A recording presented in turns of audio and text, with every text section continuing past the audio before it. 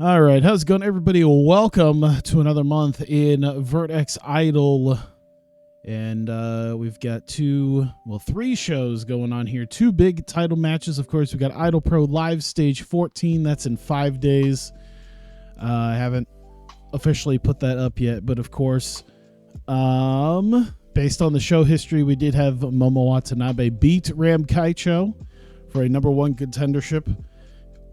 So she will be challenging Mei Suruga this month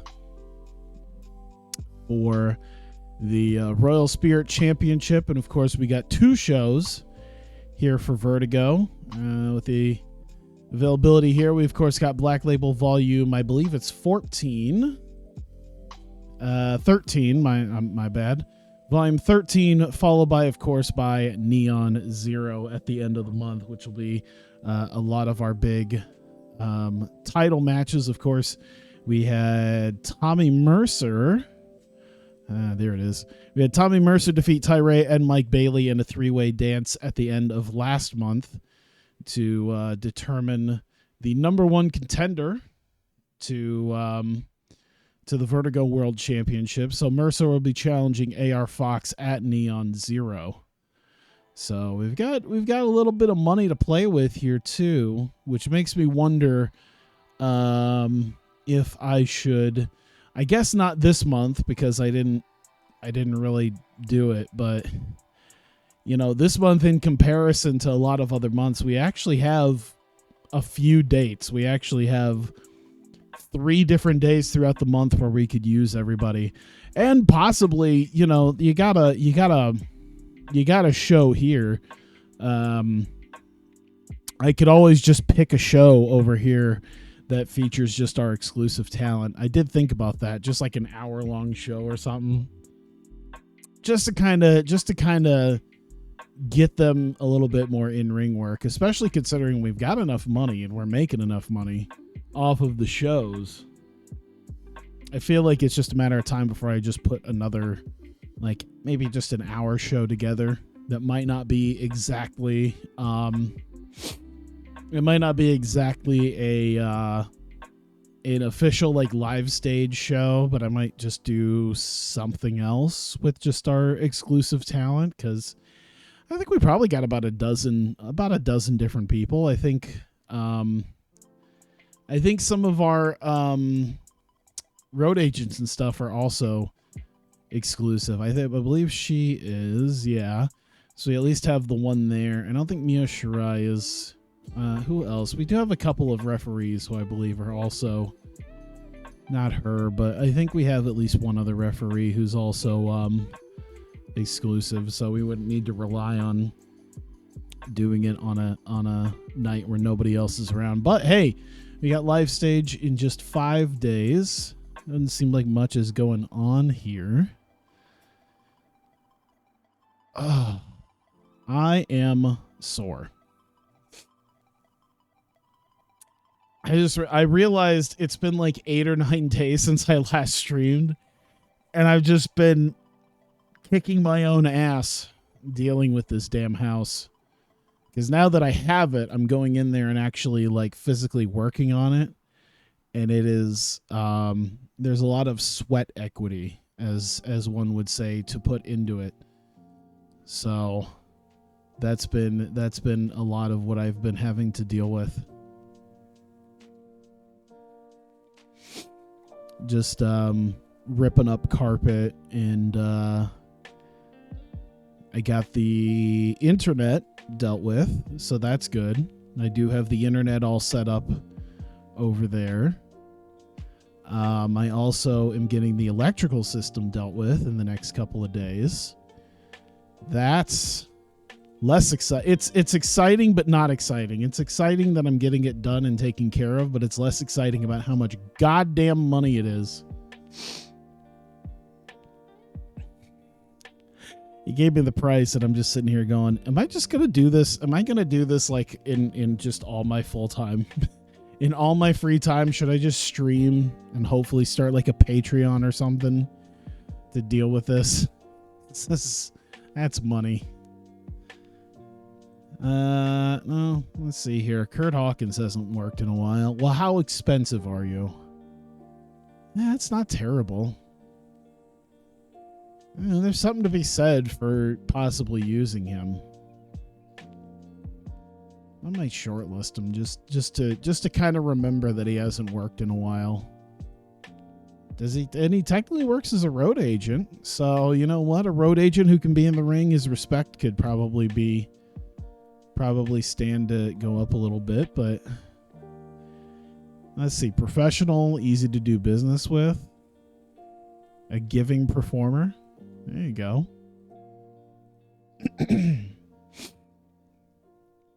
Might be someone I'll have to look into doing.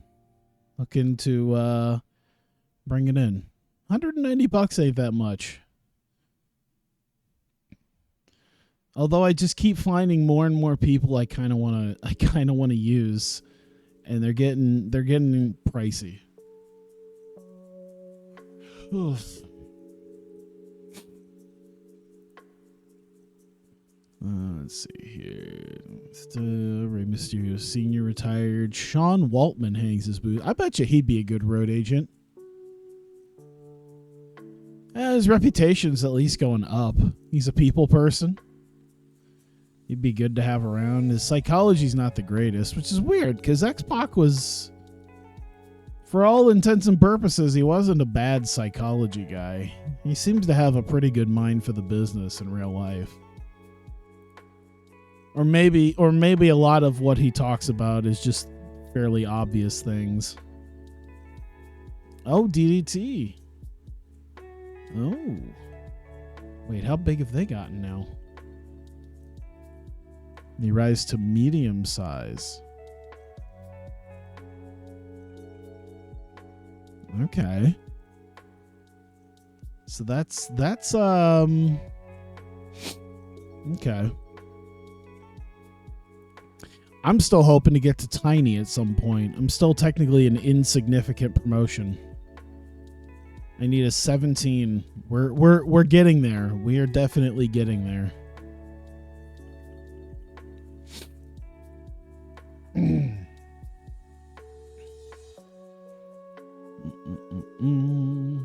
Grim Reaper.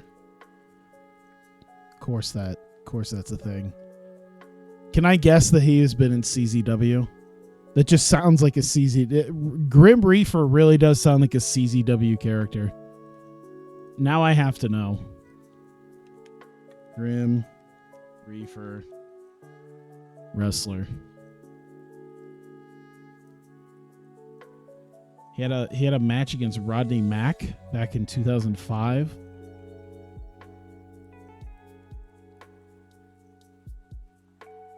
Come on.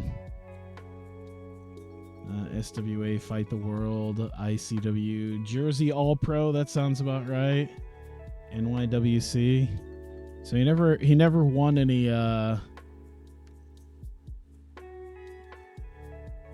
he didn't really win any big titles.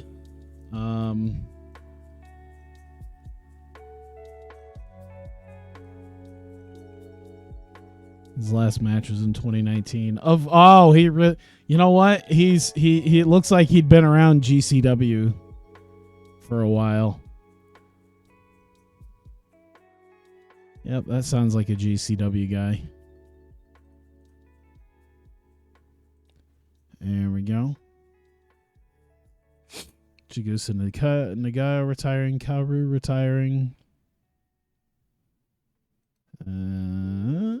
Io Shirai is about to be ruined in the main roster. Josh Barnett is retiring. I didn't know that he was still around. Miyazaki, Stella Kelly, and Shimmer. Damn. I always like seeing when people just aren't there for shows because it makes me think that they're maybe about ready to leave. Who knows? All right. I think it's about time for the show. Nope. Shinkiba. There we go.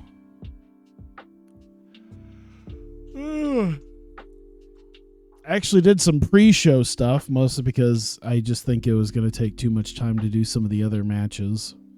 But, I mean, pre-shows, I mean, it's not being televised, so it's not exactly a dark match. Asahi, she was in fine form, keeping everyone in great mood. All right, she has a stalwart personality. Hey, there you go. Good. Just don't hire pieces of shit and you'll actually do pretty okay. That's not too bad. All right. Couple pre-show matches. Just to get them on the card. There we go. Oh yeah, that's right. I did the thing that I did for Hawkeye Pro where I actually made my own cuts for them. So we at least have that taken care of. There we go. I didn't do it for, I think I did it for all the in-ring talent, but I didn't do it for like everybody. And I probably should, but I just haven't gotten around to that part yet. There you go. Pre-show. And another pre-show. 1v1. Let's exclude already booked. Matsumoto. No. There you are. Narihana. 14 is probably good. And Matsumoto. Open match. We'll make it decisive, but it's a flash pinfall victory. There you go. All right. So now the actual show, which thank God I got around to pre-booking everything. It makes things a little bit easier as I get to go angle by angle. So there we go. 3 minutes, and it looks like this is... Oh, come on. This is Abaddon and Haranoneko. I guess Charisma. They don't really have Menace, even though it's supposed to be like a horrifying type entrance. I mean, Abaddon's got Menace, so maybe I should do that. But I know Neko's got like none. She's a goddamn cat. It's not gonna happen. All right, 2v2. We've got Abaddon, Haranoneko, and Sleep Train Angels. Yep, that's fine. We'll just ignore it. I wonder if I could eventually push them. I do wonder if that's a thing, is that if you work them enough, could they develop chemistry? I would always kind of wonder if that's a thing that they could figure out how to do in this game, where it's like, hey, two guys don't have any chemistry, but if they work together enough as either partners or opponents, maybe they can eventually start getting to know each other a little bit better, and it'll work out. Let's give it to Abaddon. Open match. Decisive finish. And book that. All right.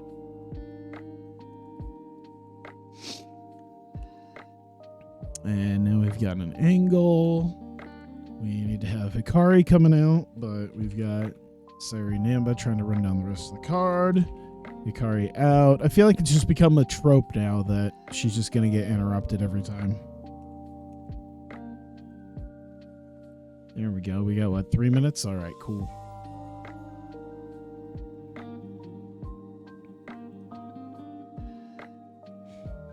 We need our match. Hikari Noa and Asahi.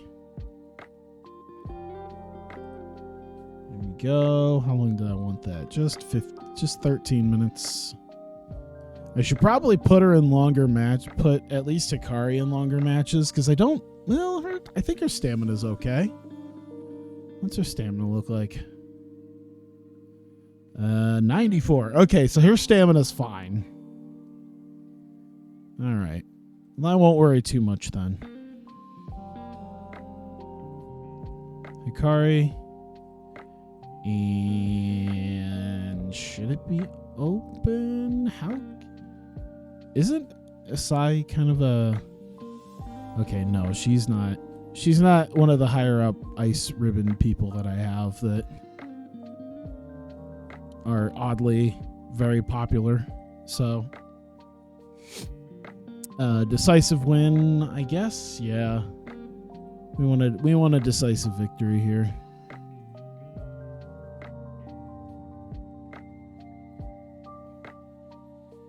And actually, we're changing the referee because the referee comes into play. There you go.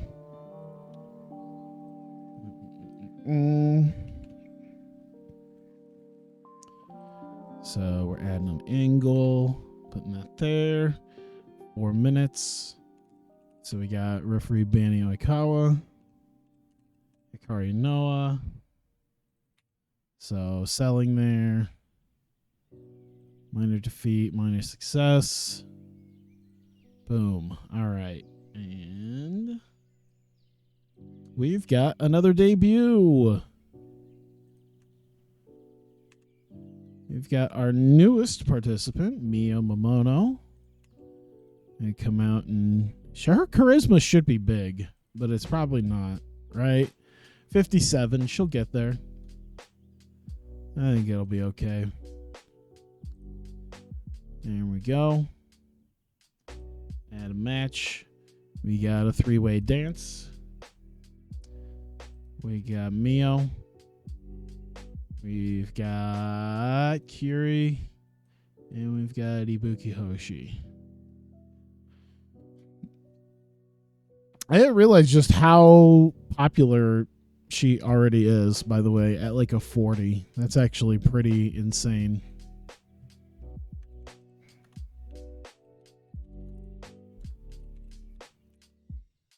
Oh, God. There we go. How long do they want this? 18 minutes total. There we go. We go Mio. We go open match. Decisive victory. There we go. By the way, my legs and back are just killing me. Mowed a yard today. Probably have to actually mow my own yard here tomorrow or Friday. I got staples and a bunch of other shit to pull out before the electricians come. I was pulling out carpet today. At least all the carpet and padding is out. Now I just got to deal with the staples and cleaning it up.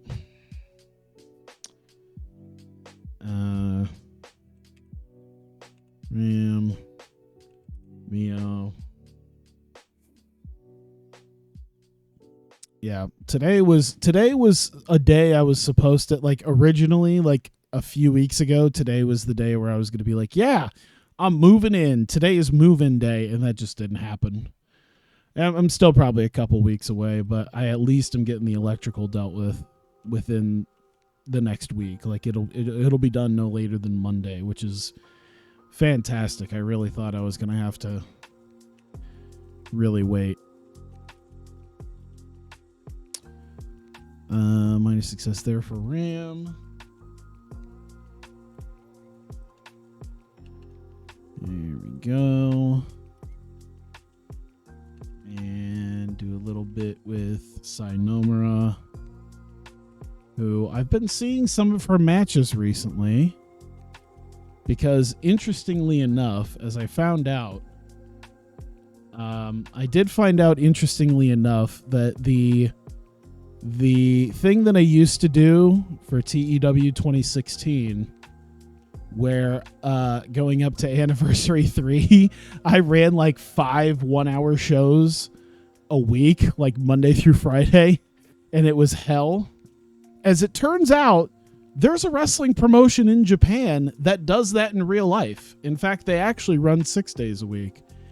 And that was surprising. It's not even an hour show. They have a 2-hour show that they run every night, Monday through Saturday. What should I use here? I gotta use something. I could do her. I guess I could do her fighting, even though it's probably gonna bomb. That's all right. We're at least gonna hopefully get that over. All right, so something we actually planned on last time, 2v2. Let's see here. We got to get the strong kickers in there, and we got to get... Let's see. So they have the attack on Saya, and they have the attack on Himika. So we'll toss that in there. There we go. How long do I want this to go? 19 total. All right. I can do that. All right. This, I'm going to have to really pay attention to my booking for this. Mirai, the winner. Oh, God. Did I put Mirai's new finisher in here? Did I deal with their... I think I did. I think I put it in. Okay, cool. I needed to give her some... Which Fed was it? Colega Pro Wrestling. It's COLEGA Pro Wrestling. You can, I think they're on YouTube. They live stream everything on YouTube. Colega Pro Wrestling. Yeah, they do 3 nights a week or 2 nights a week. Or is it 3? But yeah, if you look at Colega Pro Wrestling, they do Rising Night and they do Stars Night. Like, 5 nights a week, and then they do an end of the week show on Saturday called Rising Stars.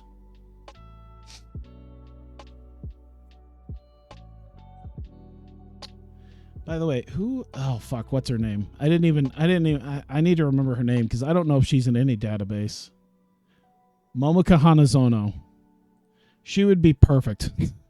I need to figure out Bodyguards. Yeah, Bodyguard's new Fed. I'll be honest, I really didn't even know who Bodyguard was until I saw video of Colega, and I'm just like, what the fuck is this?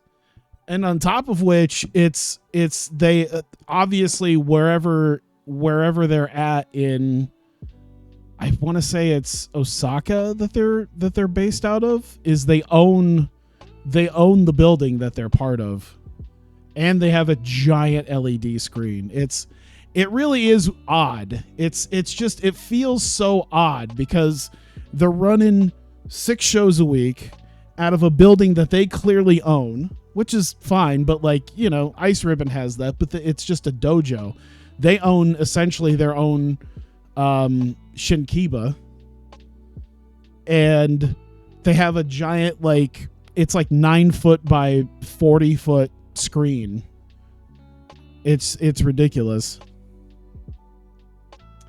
So yeah, there's a lot of people that I hadn't really. There's some people I've seen before, and then some new people I'm like, who the hell is that?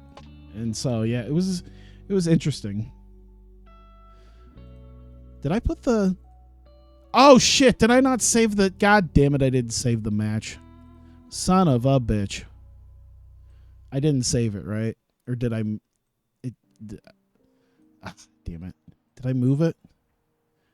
No, I didn't. I just straight up didn't save the tag match. God damn it. All right. There we go. Saya and holy shit.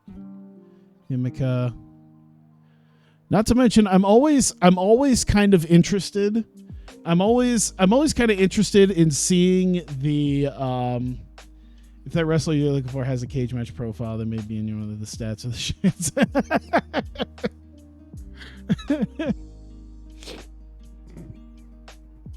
I was gonna say that it really is the difference between yours and RWC and Killing the Business is like there's like pros and cons to everything. Yeah, if they have a cage match profile, they'll probably be in yours because I think you have something like 9,000 workers, something absurd. The thing is I'd love to put some of the new wrestlers from like RWC in this, but whenever they moved the original guy, I think it was Questlove who was doing it, he used to at least put a thing of the people that he took out and the people that he put in every 2 months, and then they stopped doing that with whoever does it now. And it's a pain in the ass because now I don't know who they put in. So I'd like to put in new people once in a while. Let me see here. 19. That's right. You know who I haven't seen in RWC, and I don't even think I've seen it in Who, is some of the newer TJPW people. And I know that's probably a super niche thing. Like, I don't know of anybody else who runs, really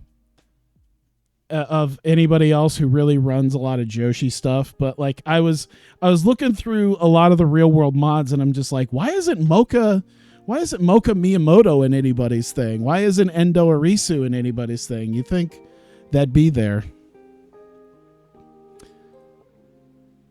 Let me see here. Okay, so Mirai, that's right. And Saya is taking the loss. We're keeping it open. It's definitely tainted, though. We're doing outside interference on Saya by Marika. Yeah, that's one thing I've always liked is when there's an add and rename list, or at the very least an add list of new people, because then you can at least add them from, especially with the importing from a database, is that you can just put those people in there now. And I haven't done that since like, God, probably what, October now? So yeah, they got some new people. Let me see here. Marika. Okay, I think I got everything. I mean, I could put her at ringside too. That might help. There we go. All right, book that segment. It's amazing how much quicker I can do this when I actually pre-book shit and I can actually write everything out ahead of time. Look at that. I've only got like half a dozen segments to go now, just because I actually pre-wrote this shit. Strength. Okay, so I need Yuki. Japan was, yeah, I was going to say I feel like no one besides May, I feel like no one for the longest time ever had any of the Gato move people in.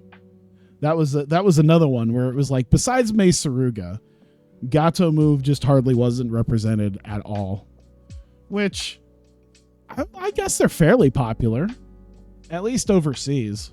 Maybe not so. They draw like 70 people in Japan, but you know what? I need Yuki. I need Mirai. I need, let me see here, Himika, and I need Saya. There we go. 2. Okay. I guess this just puts them over as they leave, but we're having them sell their match. It's not really neutral because the damage has already been. Yeah, it's neutral because the damage has already been done, so that's fine. And that, and an angle there. Couple minutes there. Mika Iwata, Michiko Miyagi. Let's see. What should this be?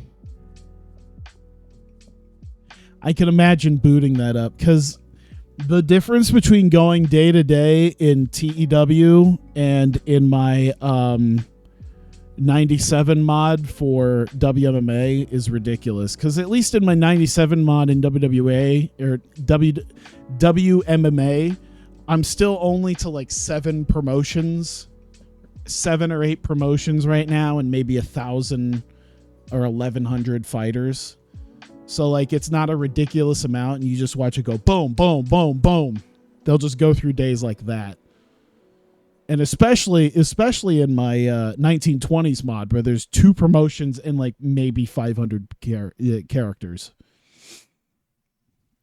It'll just zip through days like it's nothing. And then here it just slogs. And there's only like 3,000 or 4,000.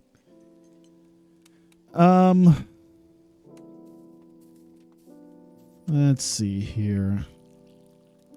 Is it Overness? Are we going to do Overness? We'll do Overness. It's kind of a stare down between them. I guess they could be. So the air is tense, but they're not really going after one another, so we'll do that. All right. So not a run with everything active. Yep. You know what I made the mistake of? What I made the mistake of doing in TEW 2016, and it really fucked my database, was I was running with RWC for a while, and I can't remember when it was. I was running with like the April 2016 database, I think. And then like a year or so later in like 2017, I was like, let me just import some of the Who's guys. And that was quite the mistake that I'll never make again, because I forget that not everyone names everything the exact same way. So I end up with like 2 IWGP world titles, 2 Impact world titles. There was like 2 instances of Ron Killings in the database, and 2 different Alpha Juniors, and like 2 different big shows. That really was a dopey move. And I eventually cleaned it up at the end. But yeah, I went for quite a while where I just had like multiple titles that were just that were just doubles, because, you know, one model named something like the TNA Knockouts Championship, and then someone else will name it the TNA Women's Knockouts Championship. And then you end up with 2 different knockout titles. There we go. Mika to be the victor. Definitely an open match. We want to help at least make her competitive here. I think that's about all I want to do. It's just going to be a straight up match. Don't want to add any more time. Nah. There we go. All right. 4 more segments, and then I'm good to go with one of them.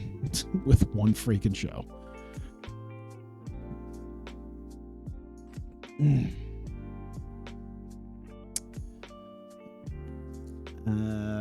Let's see. Iwata.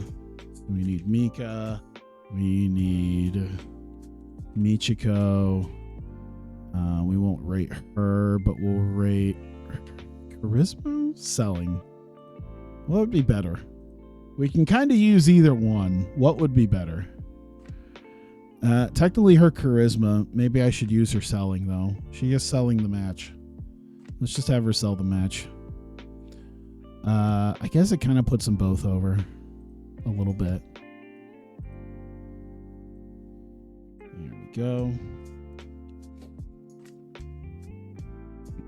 And an angle. Such weird shit like Delphine Seafood Fed. Now I'm intrigued because I don't think I've heard about that.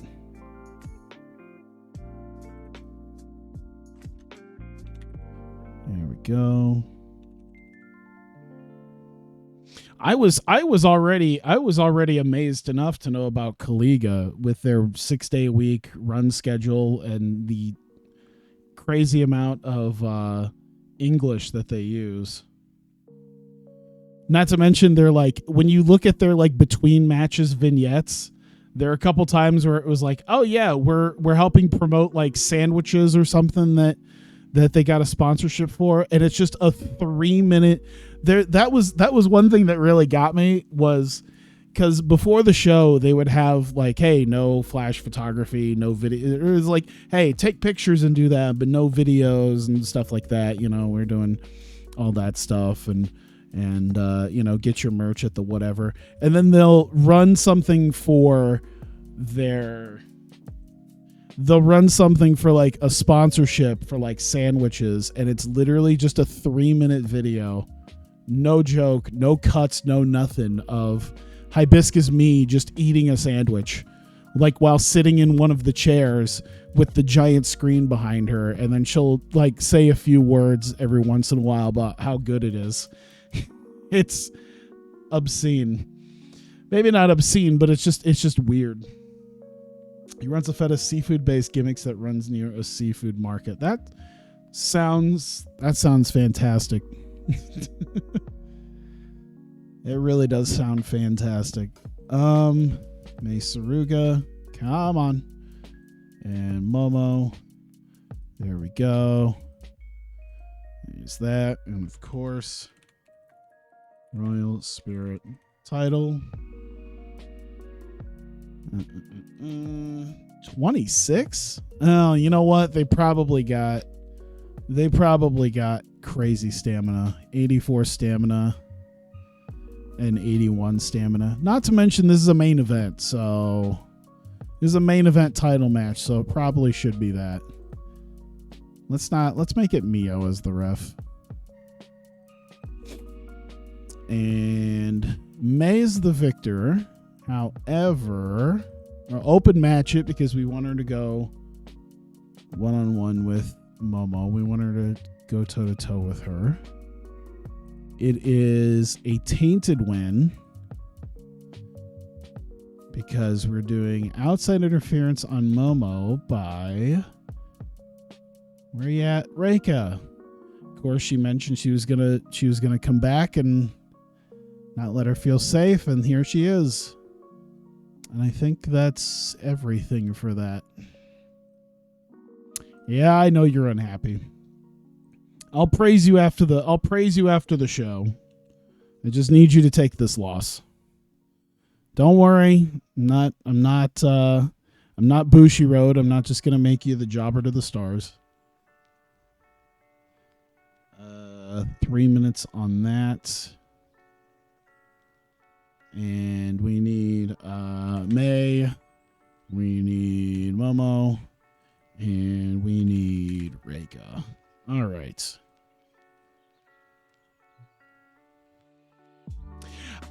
You know what? I find it really weird because when you say they're to find feds that aren't listed on Cage Match, that really blows my mind because I see even our local feds here in Iowa listed.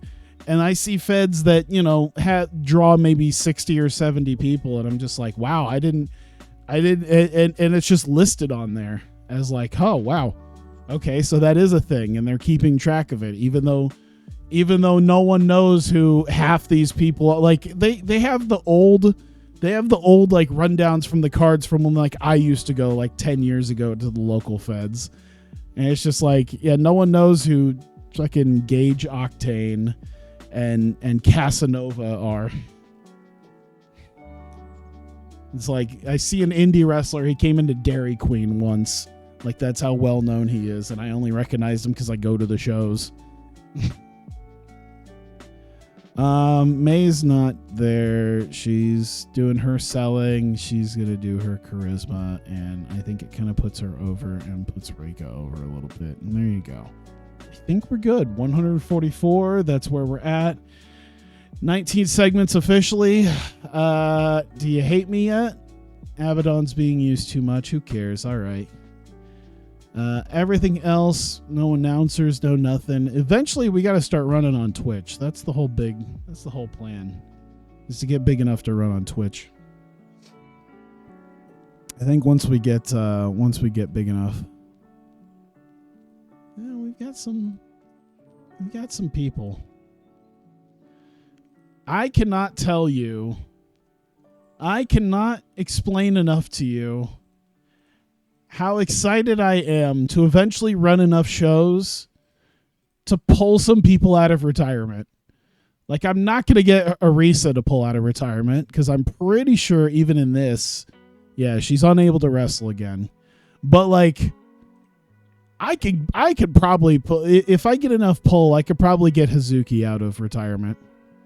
I could maybe get Maho. Yeah, I could probably get Maho out of retirement.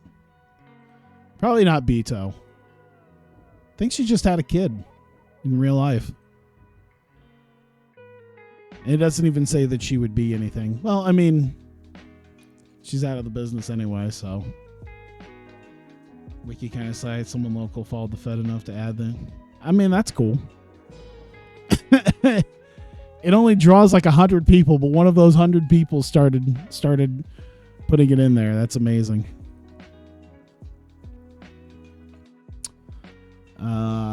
That's how I even know how to run some of the, well, I guess it's not here, but some of the local places around here to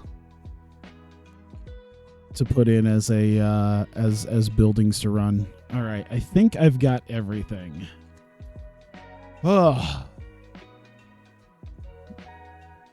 All right, here we go. IdolPro Live Stage 14. We have 169 people at Shinkiba First Ring.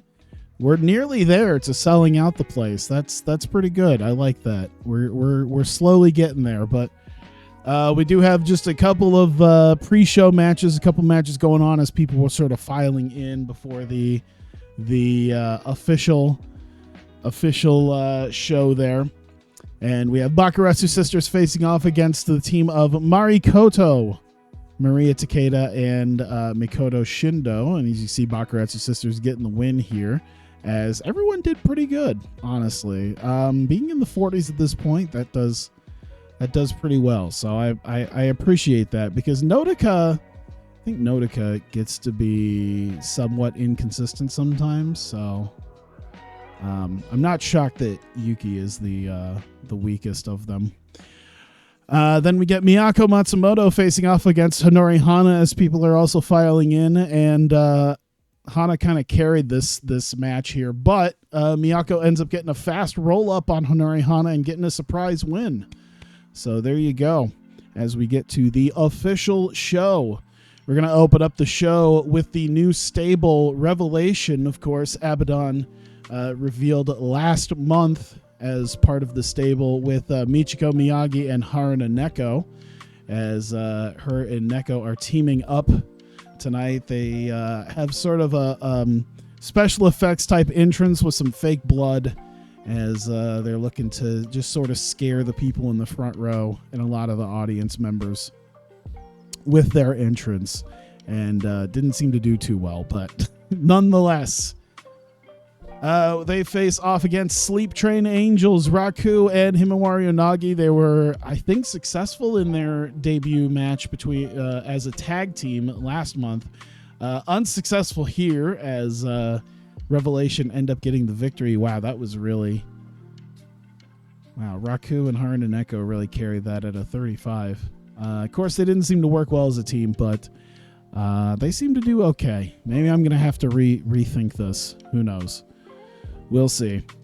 Sayuri Namba grabbing the papers to run down the rest of the card, but once again, as she seems to every single month, gets cut off by Hikari Noa as she comes out with a kendo stick with her newfound love of beating people with weapons, and she sort of points it in Namba's face and orders her out of the ring, as she's got a match to be a part of right now. She faces Asahi and goes just over 13 minutes. A superb match, as Hikari carried that fucking match. I can't believe that. Hikari Noa carrying the match, hits a Cobra Twist on Asahi and gets the victory. And Hikari Noa with yet another win. And she's not done, as she wants to grab her kendo stick and lay in a little bit more punishment on Asahi. But the referee, Bani Oikawa, grabbing the kendo stick and admonishing her for it and telling her that that's not how it should go. And Hikari pays no mind to Bani's well-being. She clubs her in the face, just punches her right in the face, allows Banny to drop the stick. Hikari grabs it and then starts smacking Banny with the kendo stick as she's sort of chased out of the ring. And Hikari celebrating before also going to the back. We get the Idolfight Project debut of Mio Momono. She comes out and greets the crowd. She promises to wow the fans of IdolPro, especially right here in her debut, which will be a three-way dance against Kyuri and Ibuki Hoshi. God damn. Well, that was a pretty good pickup. A 58 from Mio, an exceptional match. One of the best matches we've had thus far in this promotion. Kyuri gets eliminated first, and then Ibuki Hoshi goes down second in 14:38. Mio Momono winning her debut tonight in the three-way dance, carrying people to this level of match. Good Lord. 58, I have to remember that. Ram Kaicho comes out, and she says that she's somewhat impressed with Mio in her debut. She's done extremely well for herself and welcomes her to IdolPro, but she does say that this is a different ring, and that ring actually belongs to Ram. And she wants her not to get comfortable and think that she's going to start going for championships, because Ram might just have to put her in her place, and mentions that she's already done it before just a few months ago with Saya Kamitani, and she doesn't want to have to do it to yet another young budding wrestler in Mio Momono. We get a vignette, quick little vignette of Sai Nomura. She's in what seems to be some sort of boxing gym, doing some striking training, and just seems to be training up for something, maybe to get back into the ring, try to do a little bit better. She hasn't done very well for herself match-wise. She's lost a lot of matches, so maybe she's working on her training to hopefully do a little bit better in the ring in the future. And of course, the Strong Kickers, after assaulting Saya Kamitani last month, Himeka comes to the save. And we get this tag match tonight. Strong Kickers being challenged by Saya and Himeka. It goes just under 17 minutes. Looked like Saya might have been able to have it in the bag here, just as she looked to do a Phoenix Splash.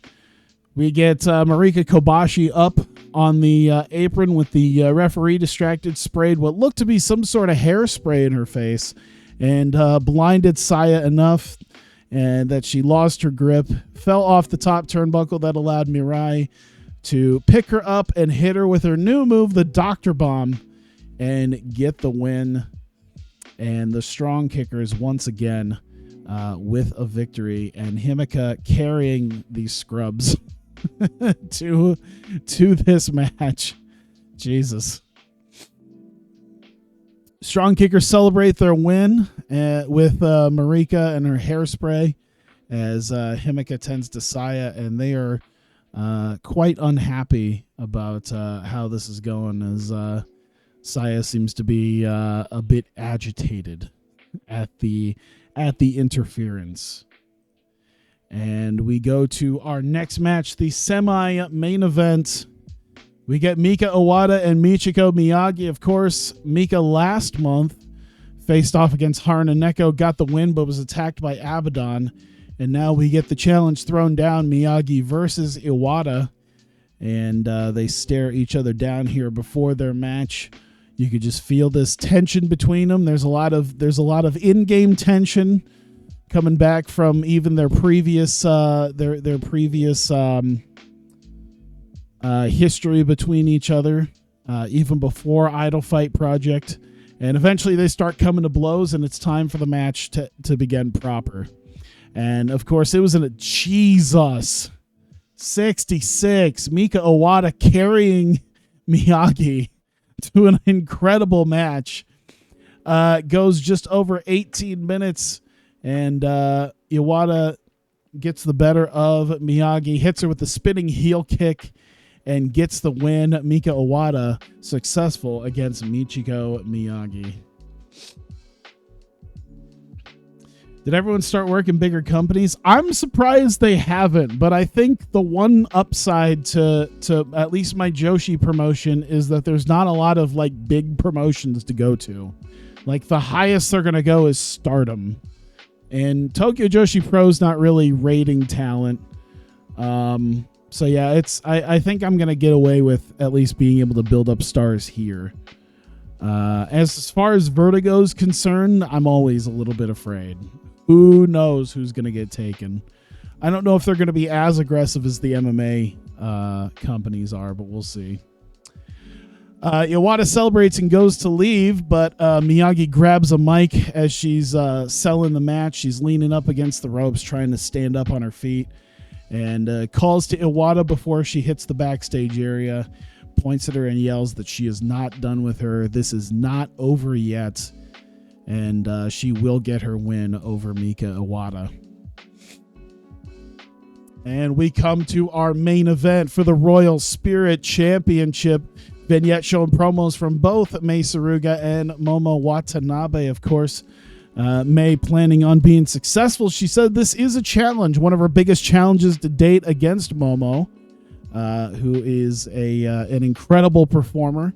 As it's only been just a few months since Momo has shown up in Idolfight Project and already challenging for the Royal Spirit title. Of course, Momo, tightening up her boots and everything, believes that this is her destiny, as she does believe she is the one true ace of IdolPro as well as Joshi Wrestling in general.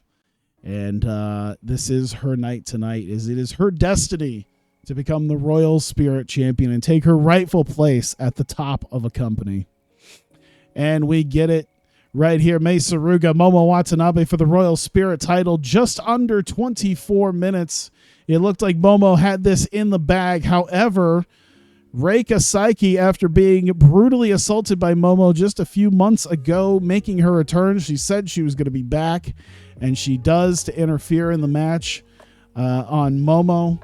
And allows Mei to grab Momo up for a brainbuster and drop her down and pin her. And Mei Suruga, with a little bit of help from Reika Saiki, getting the win over Momo Watanabe in her first official defense of the IdolPro Royal Spirit Championship. And in the closing bit there, Mei celebrating with the title, but she's getting the hell out of the ring as Momo is incensed, as she is staring daggers into Reika Saiki, as Reika seems to have a smug look on her face as she walks to the back. And that is the show. 56. Hot damn. All right, Momo, you know what? Hey, praise be to Momo for taking that match. I know she's pissed off that she had to do it, but you know what? Oh, also, fucking Mika Iwata with the fucking 71 needs to be praised as well. Who else completely killed it? Mio Momono completely killed it. She carried everybody through a great match. So she was happy. She was very happy, and she seemed pleased. There you go. Fantastic.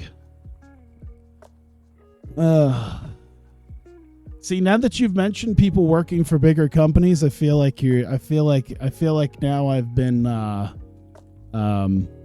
what is it? I feel like the bad juju is going to be put on. It's like, don't put that hex on me. All of a sudden I'm going to find out everybody just left.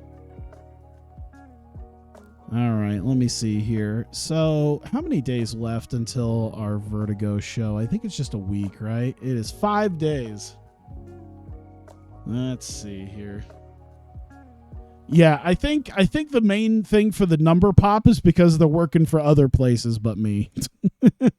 A lot of the people who are doing as well as they are is because they're working like Sendai Girls 4 nights a week, or they're working Ice Ribbon 3 or 4 nights a week, as opposed to me, who only runs shows once a month.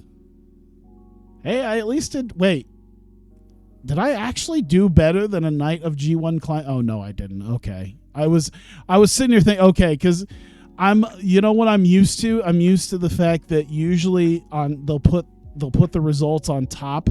Okay, yeah, that's how you do it. So yeah. Did I do better than, I think I did better than a Noah show at least. I did technically put on a better show than Noah did. Championship Wrestling from Hollywood, that's not too hard to do. Meiko Satomura is retiring. I wonder if she's going to the UK. That'd be great if that actually happened in the game too. Nunzio's retiring, as well as Mercedes Martinez. Is she still on her NXT contract? She is. Oh, she's a manager now. And Lufisto and Medusa. Besties in the world. New champion in Shimmer, Chris Statlander. Virgil's retired. Virgil's never going to retire. Virgil's just going to be around until the day he dies. All right. All right. Crossing my fingers that something, you know what? Maybe I shouldn't cross my fingers that something big is going to happen, because who knows what that'll be. That'll be like one of my top people that I'm trying to build around is just going to end up dying. But hey, if someone else gets pissed and wants to leave Stardom, that'd be cool too. Or maybe someone wants to leave one of their Japanese promotions, then I can bring them over. Ooh, they had Stardom X Stardom. I don't think they do that anymore. At least they haven't in the last couple of years. Oz, okay, that's fine. It's just Oz. I already work around Oz as is. Oh no, Johnny Swinger has a whiplash neck strain. I'm sorry, neck strizane. Crazy Steve won the Impact X Division title. Rhino and Joseph P. Ryan won. That's right. This all happened before I started doing this. Quite at an awful time. It was right before the entire fucking world collapsed. So I started this literally like, I feel like a month before just everyone got outed as a horrible person. So people are still being handed titles. Certain people are still being handed all the titles and job offers. Because the timing is the timing. Oh no, Tiger Mask. Why is Tiger Mask still wrestling? Isn't he like 50? Yeah. Yeah, these are normal versions of those wrestlers. Leo Tonga, ruptured spleen. Jesus Christ.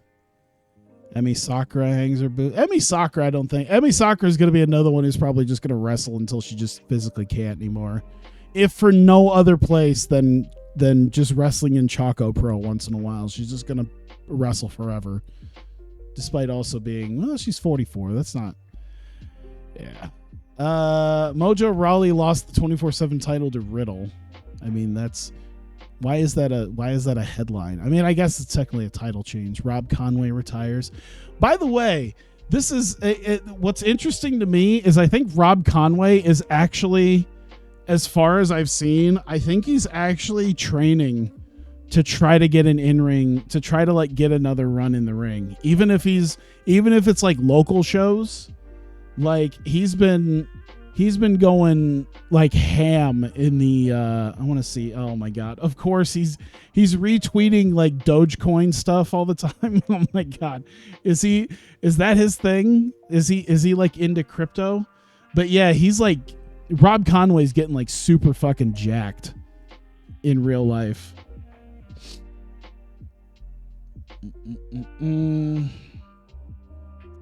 Yeah, even as recently as like April 16th, he has a picture here of him just getting fucking just, he's in crazy shape. But yeah, I think he's trying to retweet if you think. Oh my god, dude, I have not seen this is a weird thing to see Rob Conway consistently tweeting about Dogecoin. That is such a weird thing. But yeah, he's getting in like super big shape. Probably on some stuff, but I mean, the man's what, close to 50. He's got to be in his mid 40s, 48. But I think he was honestly trying to uh-oh. Uh-oh. Uh-oh. No, don't take more people away from me. Oh, it's just Risa Sarah. Okay. I mean, I can probably do that. I'm probably be fine with that. Yeah, good for Rob Conway. Just tweeting about crypto coin, and it's just hitting the gym and getting into crypto. Mike Bailey's somewhere else in Japan.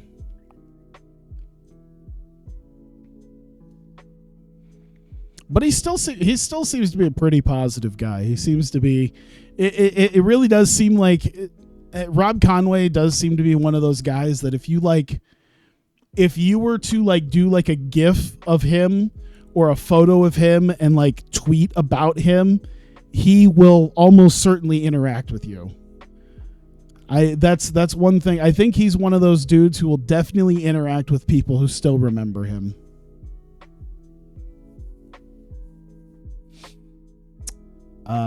Impact Wrestling, AEW Dark, Yuka Sakazaki looking to, okay. I mean, USA and Japan had to be where she was already at, but Canada and Mexico as well. TEW, Freeze Thomas, okay. What do we got? Friday? 2 more days, all right. Oh. You know, I think Conway's also a former NWA champion. It'd be interesting if they tried to bring him in. Considering how many mid and late 2000s ex-WWE guys they have in NWA, I'm surprised he hasn't been there.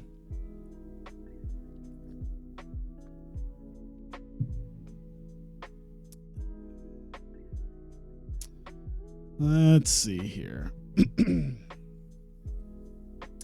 Nyla Rose trolls a bit their attempts to bring down Nyla Rose with a post about her weight being met with laughter and scorn. Yeah, I don't think they'd be post about her weight, but we'll just leave that alone. Oz hired Cassandra Miyagi. That'd be right.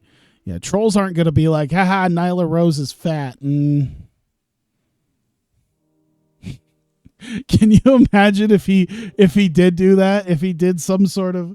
Can you imagine if Adam Ryland put in like some... It's like, yeah, we've added new events that happen in the game. You just come across the thing where it's just like such and such was seen live streaming an insurrection. They were at a violent protest. Let's see. Al Snow's retired. Al Snow's probably going to be another dude who just never retires. He'll do indie shows forever. Mikey Whipwreck. I didn't even know who still was technically around. Rick Steiner. Isn't he a real estate agent? Because I'm pretty sure that's what that picture's from. I think he legitimately is a real estate agent now. Kaz Hayashi. Kaz Hayashi, I think, is another one. Well, no, he was in 01, wasn't he? And I don't think 01's around anymore. Let's see here. He did that was the plane crash. Yohei. Oh, Yo, bruised pectoral muscle. Mike Bucci hangs his boots up. Once again, Mike Bucci's another dude who's probably going to spend until he physically... He's going to be like Hacksaw. How old is he? 49. I bet you he'll go until his 60s doing either his Simon Dean or his Hollywood Nova. Like, he'll either do his Hollywood Nova BWO shtick or his Simon Dean shtick. He's another dude who in reality will just do indie shows until he pretty much dies.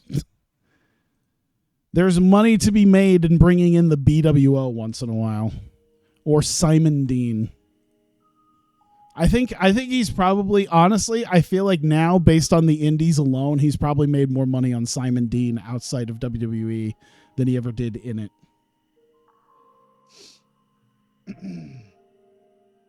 Al Snowby running OVW. Oh, that's cool.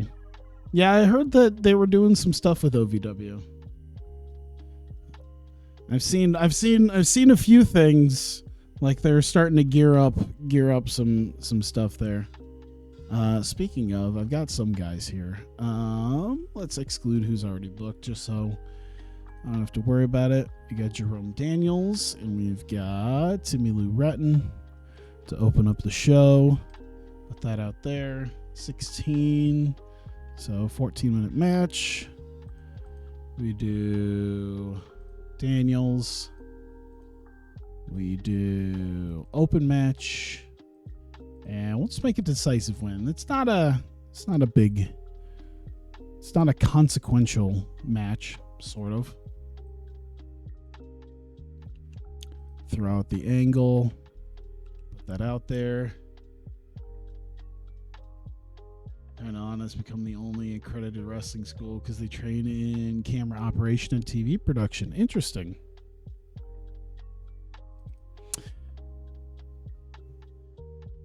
And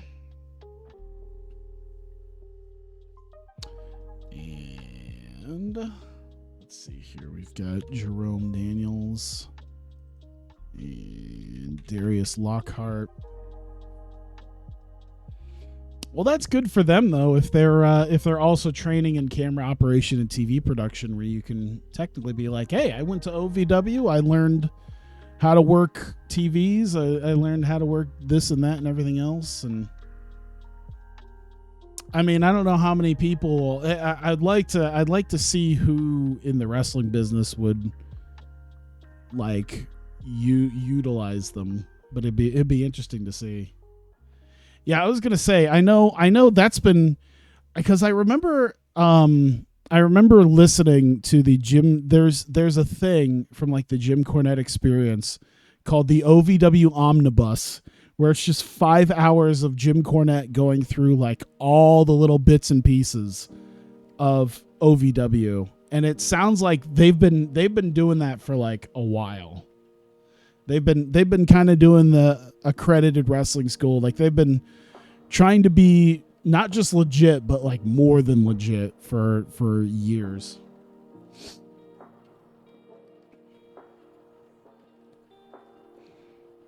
It'd be interesting if they could turn a long-time wrestling promotion into essentially a trade school. That would be that'd probably be a step up for other people. Other schools who could probably be a little bit more accredited. I could see like Tommy Dreamer's House of Hardcore trying to go that way if it's successful. We'll do Here's my charisma.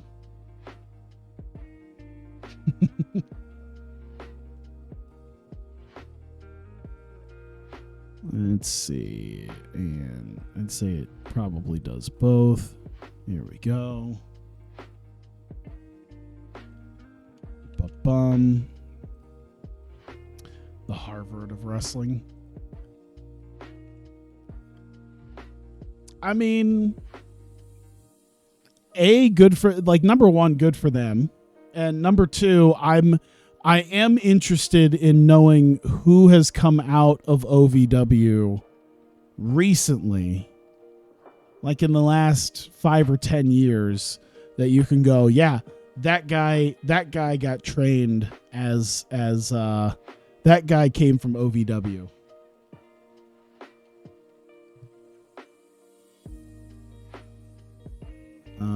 Let's see here. Ryan Davidson, New Jack. It'll be interesting to see if they can do that.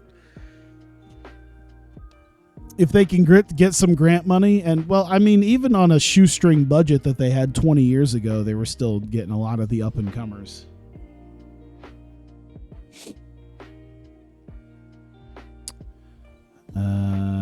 We'll do Menace. We'll do Charisma. It kind of puts a little bit of them both over. They're both being pretty okay here. Match 2v2. We've got Rascals We've got Regal Twins. Here we go. Crimson or Tony, yeah.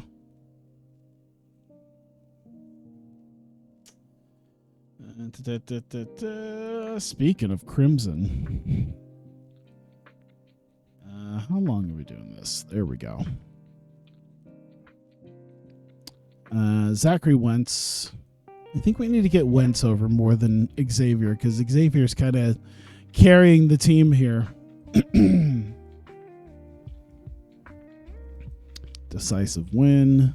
Here you go. Right? What's their I see a 20. I see a 21, yeah. I mean, they're a unit, so it should be fine.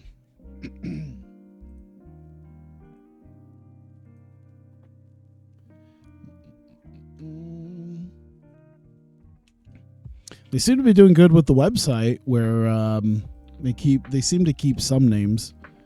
It was interesting to know that who was it? Jesse Godders from TNA has been working down in OVW for quite a while. I know he's been doing pretty good down there as far as I know. We've got Calvin Tankman, Trey Lamar.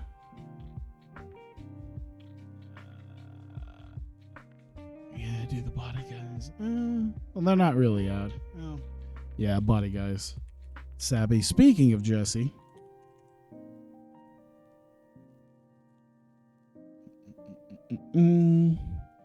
Yeah, I was gonna say I don't think they're working with Impact so much anymore.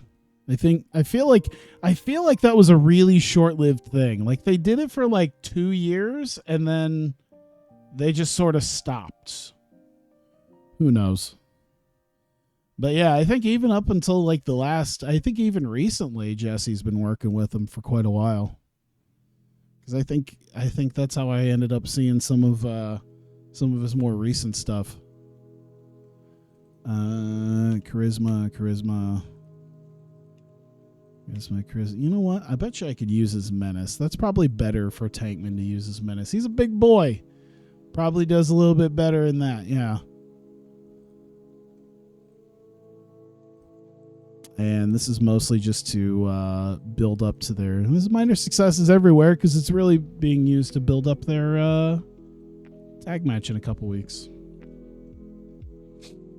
Nah, I'm not doing a match. I'm doing an angle. Here we go. Oh. Kyler Khan's new gimmick. I'm excited. So I found out because when I was... It's one of the interesting things I find out about some of these people. Kyler Khan is one of the people that I thought was very interesting when I was looking for his photo. Because when I'm looking for photos, sometimes I'll go to Google Images. Sometimes it's better to try to find like social medias and stuff like that because they'll have a much nicer like headshot or something. But yeah. I'm gonna use like his real life gimmick that he seems to have, because Khan actually wrote a book about becoming a pro wrestler, and I'm very interested in utilizing that in an actual angle, even if JT Dunn is about to just annihilate him.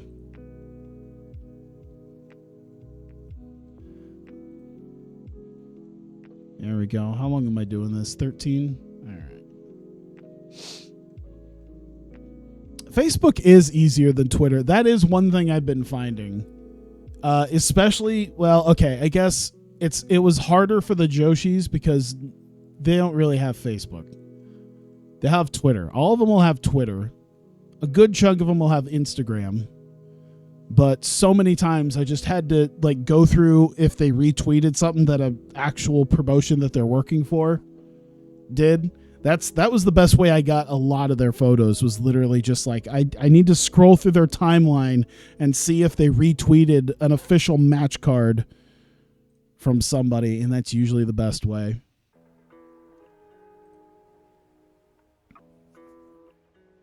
I miss the old days with I think it's back, but what was it? PSD Dreams. That used to be pretty good. But then again, I've ran so many like unknowns that I've just had to go get my own stuff anyway. But PSD Dreams used to be really good for that. I feel like they shut down once upon a time and then they came back, but then it just like they lost like everything, so they just had to like rebuild the database, and I just haven't been back. DeviantArt's pretty handy too. Straight from the sites. Yeah, a lot of the honestly, I think a lot of my best headshots that I've gotten, especially with like the Ice Ribbon girls, came from just Ice Ribbon's website, because that really was just the best place, because they actually had proper headshots. I do find out that when you're going through the Twitter of a female in her early to mid 20s, even if they're Japanese, they will take a lot of pictures of food and a lot of angled selfies that really don't go well as official portraits. It's like, this is great, but I need a headshot, and none of these are headshots. This is just you making a kissy face, and then another one of you with your fucking Wagyu beef. This isn't helping. Let's see, decisive finish. I think we're good there. Perfect. All right.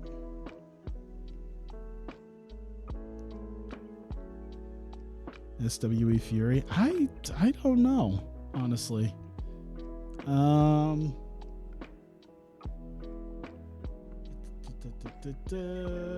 that's right. I knew I had to get somebody. Hang on.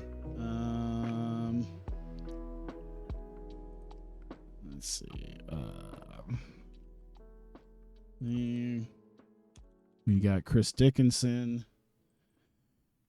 JT Dunn. I think Dickinson's only wrestled one of my local promotions maybe once, but JT Dunn's been a regular for a little bit. I kind of like him. He's pretty good.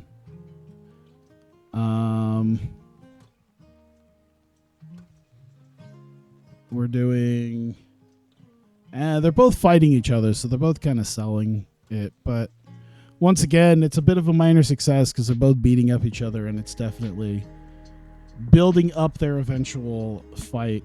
I forgot I need to go get a local worker. Actually, I forgot I need to change the fucking... Oh no, is this gonna... Am I gonna fuck everything by doing this? Okay, good. I forgot I needed to go to the Great Lakes. I picked the wrong thing.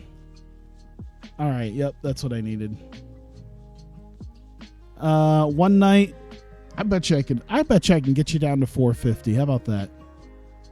All right. I just need a moderator. I need a moderator for a sit-down interview. And I thought, you know what? Just a random fucking JBL sitting down with him. Yeah, I get very picky with him as well. One of the guys you were surprised ROH or MLW haven't gone around. I'm kind of surprised too. He's been pretty good. I think he was working a lot with, I think, Chris Hero.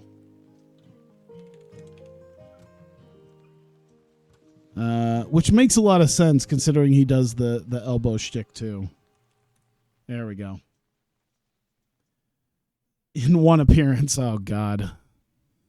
I feel like I already went through the backstage incidents, so it should be fine. I just need him. I just need to utilize his skills, I guess, as a charismatic person to help out.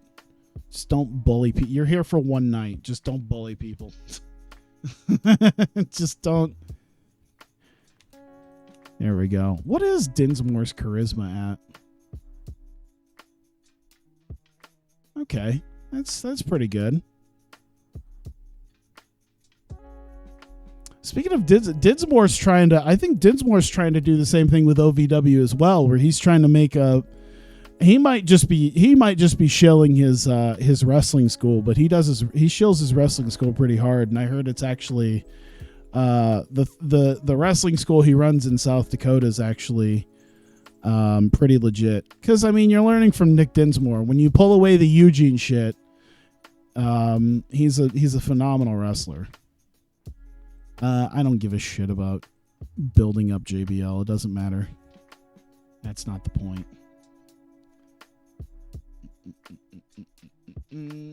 Oh, it was quite a long time ago. Okay. Yeah, JT Dunn. Okay, I think he was at the last Revolver show that they did right before the pandemic. So I saw him then. Nope, I'm not doing an angle. I'm doing a match. What am I doing? All right, 2v2. All right, Mike Bailey, Heath Miller. And we need Tyree and Christian Casanova. There we go. Sort of two thrown together teams. There we go. Dinsmore Monster Factory and Nightmare Factory. I forget who runs Monster Factory. Yeah, but I've heard quite a lot about Dinsmore's wrestling school, which once again, also listening to Danny Cage, okay, because listening to Jim Cornette talking about OVW, you really find out just how good Nick Dinsmore was, and it really starts pushing just how fucked the Eugene thing was. Cause it's just like, man, this guy was like, he at OVW was having like these technical classics against like Chris Benoit, because he was kind of the new like Chris Benoit. But they just didn't ever call him up. I think it was for like 8 years. I think he was down in OVW forever.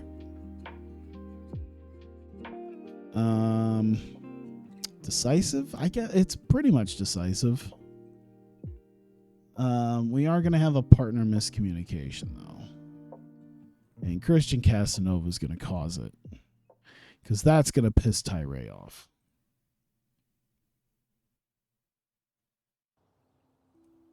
Didn't he have an angle with Freight Train? I'm pretty sure that was something that he did in $5 wrestling.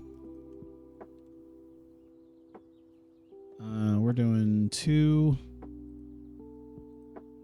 We want Tyree. We want Christian Casanova.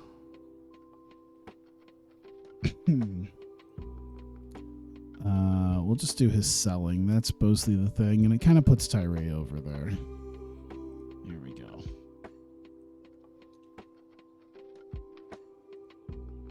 And it's the return of Disheveled Effie. Effie. Tim Donst.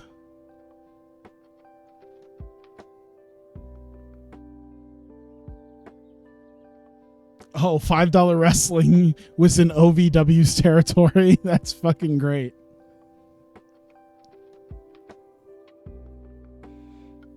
Which is even funnier considering his whole life is pretty much set up in South Dakota at this point. I think even then too, unless he moved no, because he's been there for a few years now, as far as I know. So he might have been. I mean, yeah, he'd probably come over just to do that stint for OVW. Selling and fighting and minor defeat and minor success. $5 wrestling was like, oh God, was it really that long? I feel like it was like not that long ago. Was it really? There's no way. Am I that old? There's no way, because I bet you I can find it. Because he had to have been called Eugene, right? So Eugene. Even if it was just like the letter U. That was 8 years ago? Jesus Christ. Oh, the incident, yeah. I feel like that had to have been like maybe 5 years ago. Like I thought that was like 5 years. That was 2012?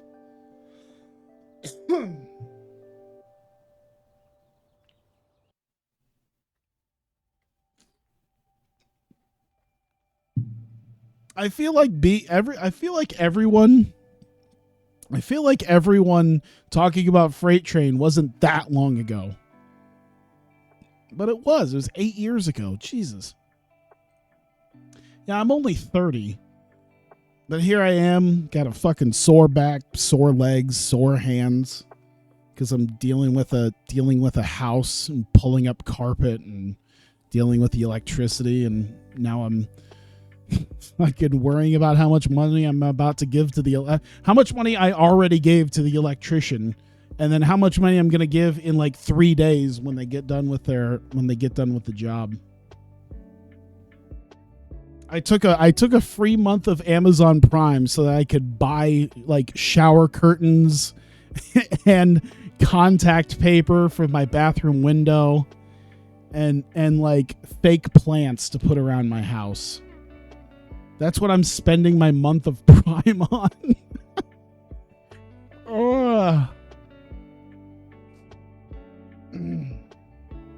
Outside member $5. Oh, did he? I don't. It's a tight month of Prime. It really is. I literally right before this stream was just like sitting in my chair, and I'm just like, okay, yeah, I need to take out the blinds in the bathroom. I'm gonna put up like contact paper, and I should get new shower curtains, and yeah, I'm gonna have to get new blackout curtains. And I'm sitting here thinking, oh my god, this is what I'm spending my month on Prime on. This is what I'm spending my money on right now, which I guess I'm gonna have to anyway. But yeah. I'm gonna get like fake bonsai trees. I'm getting like little potted plants, like fake cactuses that I could put on like the windowsill just to kind of make things look nice, but I don't have to actually tend to it because of how infamously hard it is to deal with a bonsai tree. I'm like, well, let me just spend the money to get a fake one that looks nice. Okay, Mada Abdel Hamid. I need New Jack. Let me see here. I need to use his menace. I'm going to use his charisma, and I'll just put Eric Cannon in there. He's off screen, but it helps build up a match. Oh, all right.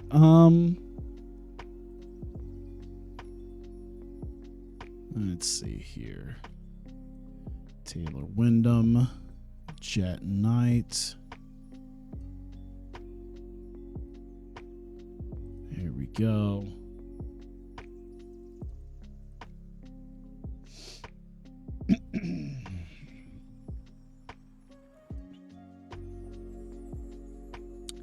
Let's see here. I need to buy bookshelves too. That's going to be another thing I'm going to need to get. I have a couple, but I don't have like proper bookshelves. I have like one or two. I need something that fills out a living room a little bit better.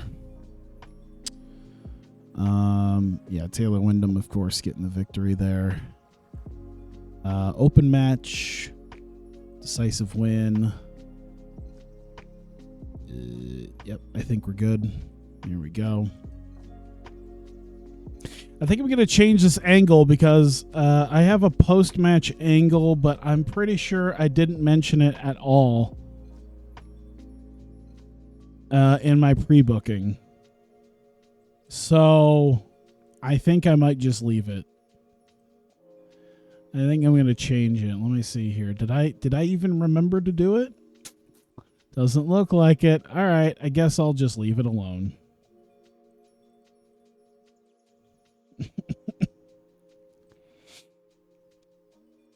So I'll write my own thing then.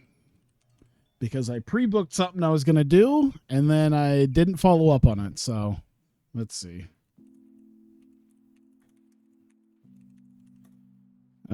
Post-match. Hands out flyers. He brought to encourage people to seek the truth. We'll just do that. At least it's sort of a one-off.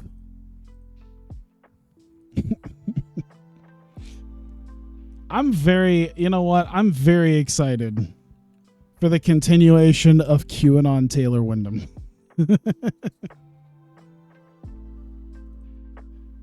Which is probably going to be infinitely more fun than actual QAnon Drake Wirtz.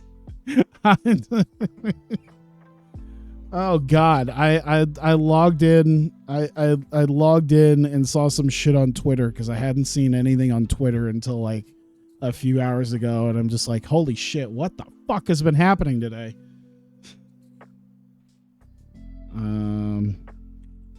Tommy Mercer, AR Fox, who is off screen. Should I do his menace? Should probably do his menace.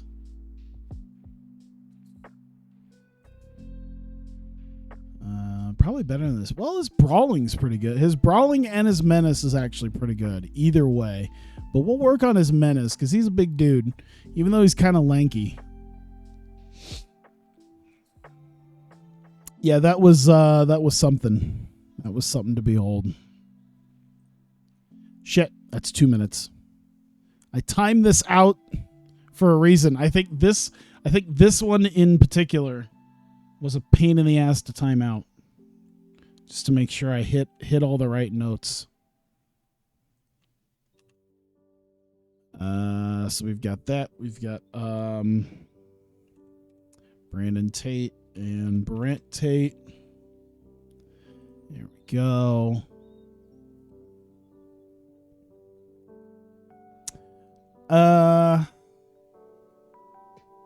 I guess I could use their charisma. Why not? They have to be rated on something. Their overness is probably not the thing to do. Right? No, because their overness is abysmal. At least with their charisma, it'll do something. It uses their ring presence, their presence as a team. Use sex appeal. How great would that be if I just ran an angle with AR Fox with his title? My name is AR Fox and these are my boys. It's just like, oh no, not this shit again. Oh God, I thought we were past this. There we go. Neon Ninjas, that's what it was. You know what? That actually makes all the sense in the world that they have high sex appeal. 63 compared to some of these other guys. How about AR Fox? He also has 63. How about a guy like Effie? Oh, Effie's only a 40. Griff Garrison has to be high, right? 64. So you're saying that the Tate twins and AR Fox are just as sexy as Griff Garrison.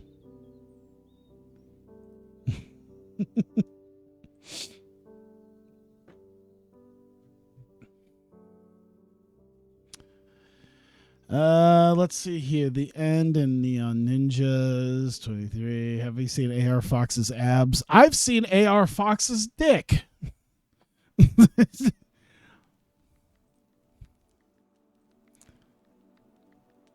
So yeah, I've seen all of AR Fox.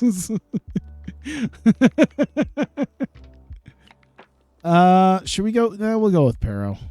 We'll go with Pero. Here we go. Match to be open. Yeah, it's the Neon Ninjas. We'll let them. They need to have a competitive. If they're doing a 21-minute match, it should be competitive, which I think it would be anyway. What's their Great Lakes? We got a 21. We got a. Oh God, we're literally building up Facade. Oh, he's a 5. I think Pero's a little bit better though. No, he's not. Wheeler Yuta is the most over guy in the match.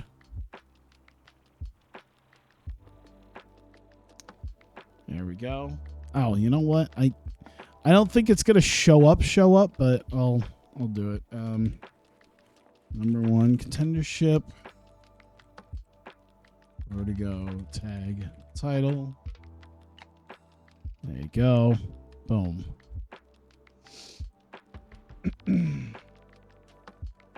There we go. Add angle. There. 2 minutes. And we've got Odinson and Pero. And we've got Brandon Tate and Brant Tate. And they're just gonna walk away from this. But I think it's sort of builds up the match a little bit. I'd say it's minor success more than anything. There you go. Building up to that big tag title match here in a couple weeks. All right, 142, 140. Uh-oh. Did I add an extra minute somewhere? I mean, we're within the limits, so I'm not gonna worry about it. I put in there's an extra minute somewhere, but I'm not really concerned. So there we go. Yeah, we'll pre-book a lot of the stuff coming up. So yeah, we'll do that. Cuz we've set up for a lot of matches coming up, so all right. Let me make sure everything's good. Logan Square, that's where we need to be. We got everything set. 19 segments. I think we hit all the beats we want right now, and we're good. All right, welcome to Vertigo's Black Label Volume 14. We are held at Logan Square Auditorium in Chicago in front of 122 people, as we are set to the final show before Neon Zero, which will feature both titles being on the line. The Vertigo World title, which has already been set for AR Fox defending against Tommy Mercer. And tonight, we find out which team is challenging for the Vertigo tag team titles and who will challenge the Tate twins for that. But first, we have an opening contest. Jerome Daniels taking on Timmy Lou Retton. Goes 13:50. Pretty good wrestling, but not much else to speak of. Jerome Daniels gets the win. And as he does, the revolutionary Darius Lockhart. We've seen a lot of vignettes from him in the past couple of months, and he finally comes out live in the ring. He comes out to greet Jerome Daniels, and they seem to be talking to each other a little bit, and they're exchanging words very silently. You can't really hear, but then they get their heads away from each other and they shake hands and they leave the ring. So it looks like perhaps Jerome Daniels has aligned himself with Darius Lockhart, and perhaps Lockhart's words are helping recruit more people to his cause. We go to a pre-taped segment where earlier in the day, Commissioner New Jack had arrived in some backwoods house with a work shed in the back, as New Jack with a cameraman goes to the work shed, where they see Ryan Davidson. He's working on something. You don't really get to see exactly what he's working on, but he's got a spool of barbed wire hanging from the edge and sort of off to the side. And New Jack tells the cameraman to wait there. And as you kind of look a little bit further down, you see New Jack sort of looking at Davidson and some of the handiwork he's had. And he seems sort of impressed, at what Ryan Davidson has come up with. Of course, he is preparing for his street fight with Marty Martinez at Neon Zero. So New Jack seems to be fairly pleased with what Ryan Davidson has come up with, especially considering he hasn't expensed any of that to the company. So New Jack's more than happy to let that go and watch the violence occur. We get to our next match. The Rascals are in action against the Regal Twins. Superb wrestling, and it goes just under 14 minutes as we get the super stoned press from the Rascals to the Regal Twins. Easy peasy match here for the Rascals. Regal Twins did their best, but it just wasn't enough as Wentz and Xavier get the victory here, and Xavier really carried everybody here. Jesus. But still a pretty good match because, hey, it's two high chemistry tag teams. So that's always good. Desmond Xavier with a 61 is pretty good. Zachary, it's weird that Zachary Wentz is considered quite a bit below him, but that's all right. Let's see here. We get Tankman and Lamar coming out, and of course they were attacked just a couple of weeks ago by Sabby and Jesse Goddard after a match. And honestly, Tankman and Lamar come out and they said, honestly, they're done with the body guys. They've been trading wins and attacks back and forth, and they want some finality between them, and they challenge them to a match at Neon Zero in 2 weeks. And Sabby and Jesse Goddard come out. They're very smug. They look very confident in their abilities, and they say, well, obviously it isn't enough to just beat them once. And in order to prove that the body guys are truly better than Tankman and Lamar, they are more than happy to set this up for Neon Zero, that Tankman and Lamar will face the body guys in a 2 out of 3 falls match. And that will be set 2 weeks from now. Oops, not finished show. We get Kyler Khan looking a little more clean cut and without all the face paint we usually see with him, as he comes out very, very slick and professional looking, and he comes handing out these books that he has about becoming a professional wrestler, and shills the fact that it is his own personal book that he had written during the pandemic, and felt that there are a lot of people who need to figure out how to become a successful pro wrestler in the business, and he has created a book just for everybody so that they can learn from his success in the ring. So as he gets to show his success in the ring, he unfortunately has to face JT Dunn, which does not go well for him. Just goes about 12 and a half minutes. JT Dunn hits death by elbow on him and knocks him clean out and gets pinned for the 3. And JT Dunn with the victory. Good wrestling and a decent reaction, but nonetheless, maybe not good for his book sales. Did I change it? I think I was going to. I think I forgot to do that. I think I tweaked his gimmick, which I really should. That should be. I need to recap it. I need to change his gimmick. God damn it. Am I too? Oh, you know what? I bet you. Oh, that's right. You know what? The mid show booking might be the best thing about this, because I could probably add it.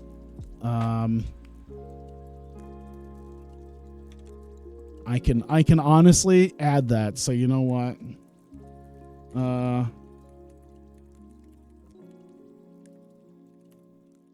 Once again, shills his book, tells everyone to buy it on Amazon. I think an extra 2 minutes should be okay. And so we'll have a segment booked for it. Oh, I knew it. Can I just do 1 minute? Will 1 minute fuck it up? All right. God, I'm just within the parameters.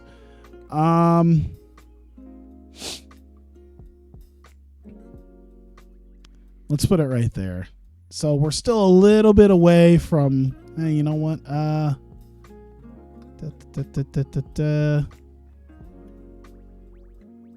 Yeah, we'll do that. Thank God for the mid-match, the mid-event deals here. Kyler Khan, prepare a gimmick change. I should just put Yano. I should just put his gimmick is Toru Yano, but with books.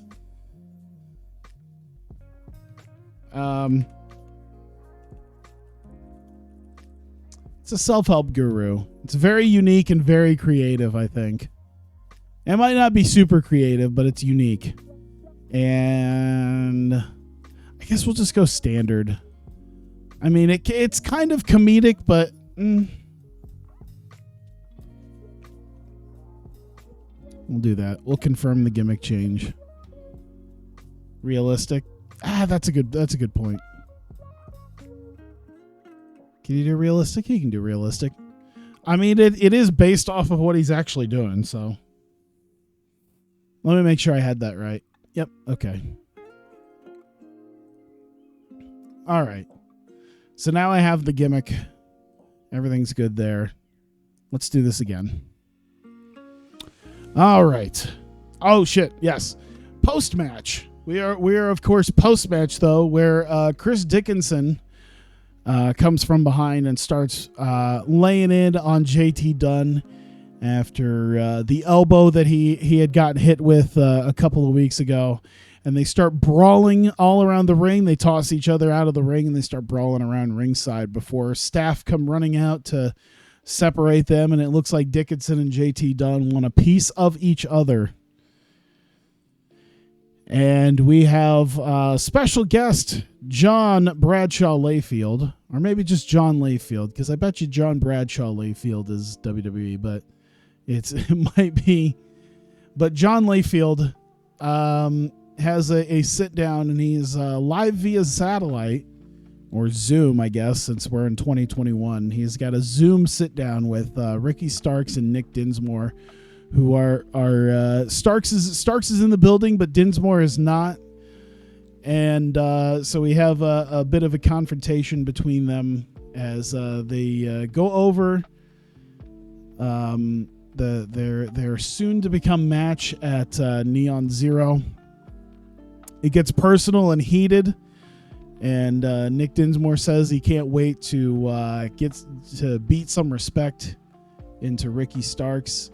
And Starks bringing up Eugene and how he hasn't really been that successful in wrestling, and just his age, and just it becomes very personal about Nick Dinsmore's career, and Ricky Starks is planning on ending Nick Dinsmore at Neon Zero.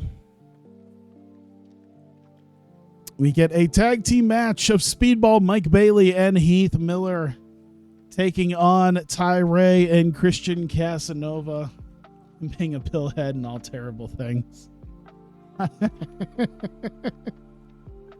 Okay, you didn't hear this from me, but I do know some wrestlers who have wrestled locally. I've talked to them before. I've been somewhat friends with them, and they may have alluded to the idea that you could book Nick Dinsmore. You could book Nick Dinsmore in our state, because it's a relatively short drive from where he is, and that you wouldn't have to pay him a lot of money if you had an 8-ball. And I'm not talking about the pool, and I'm not talking about the pool ball. But nonetheless, Mike Bailey and Heath Miller taking on Ty Ray and Christian Casanova. These guys went just under 18 minutes. And Mike Bailey getting the win with a shooting star knee drop. There was a bit of miscommunication between Ty Ray and Christian Casanova. Ty Ray was telling him something that he needed to do, and Christian Casanova felt he knew what to do, and a bit of miscommunication had him getting pinned, and Bailey and Miller getting the win. Tyree, of course, very upset by this loss, and takes it out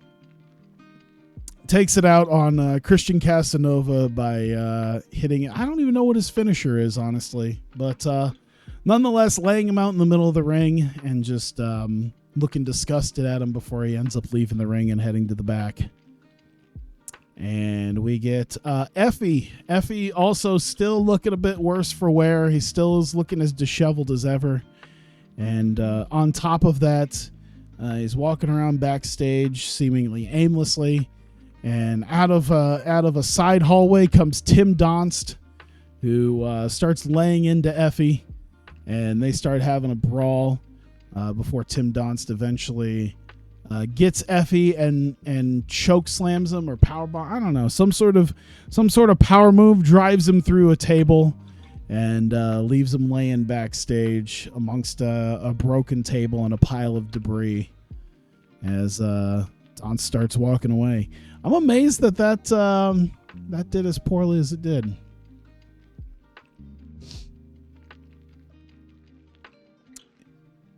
Let's see here. Mata Abdel Hamid is not too thrilled about what happened a couple of weeks ago against Eric Cannon.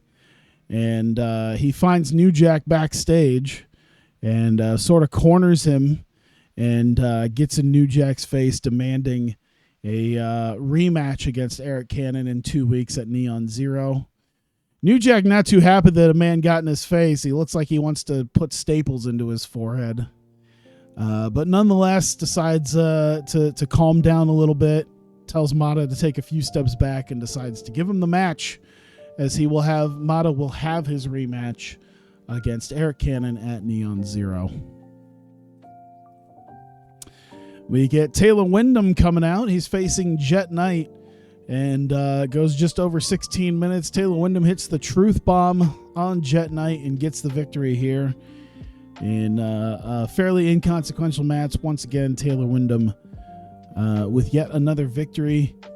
He brought a bag with him, some sort of a backpack, and he has now gone over to the corner of the ring where his backpack lays, and he pulls out a series of flyers that seem to have the words, seek the truth, as well as a QR code that we don't know where it goes, but he's handing out these flyers with the QR code as well as the Seek the Truth on it, as he's handing out to all the fans at ringside and even a couple of the people in the second and third rows before he heads out. Kyler Khan is backstage, and we'll go ahead and change the gimmick here. Let me see here. It's a gimmick. It received an initial rating of awful. God damn it.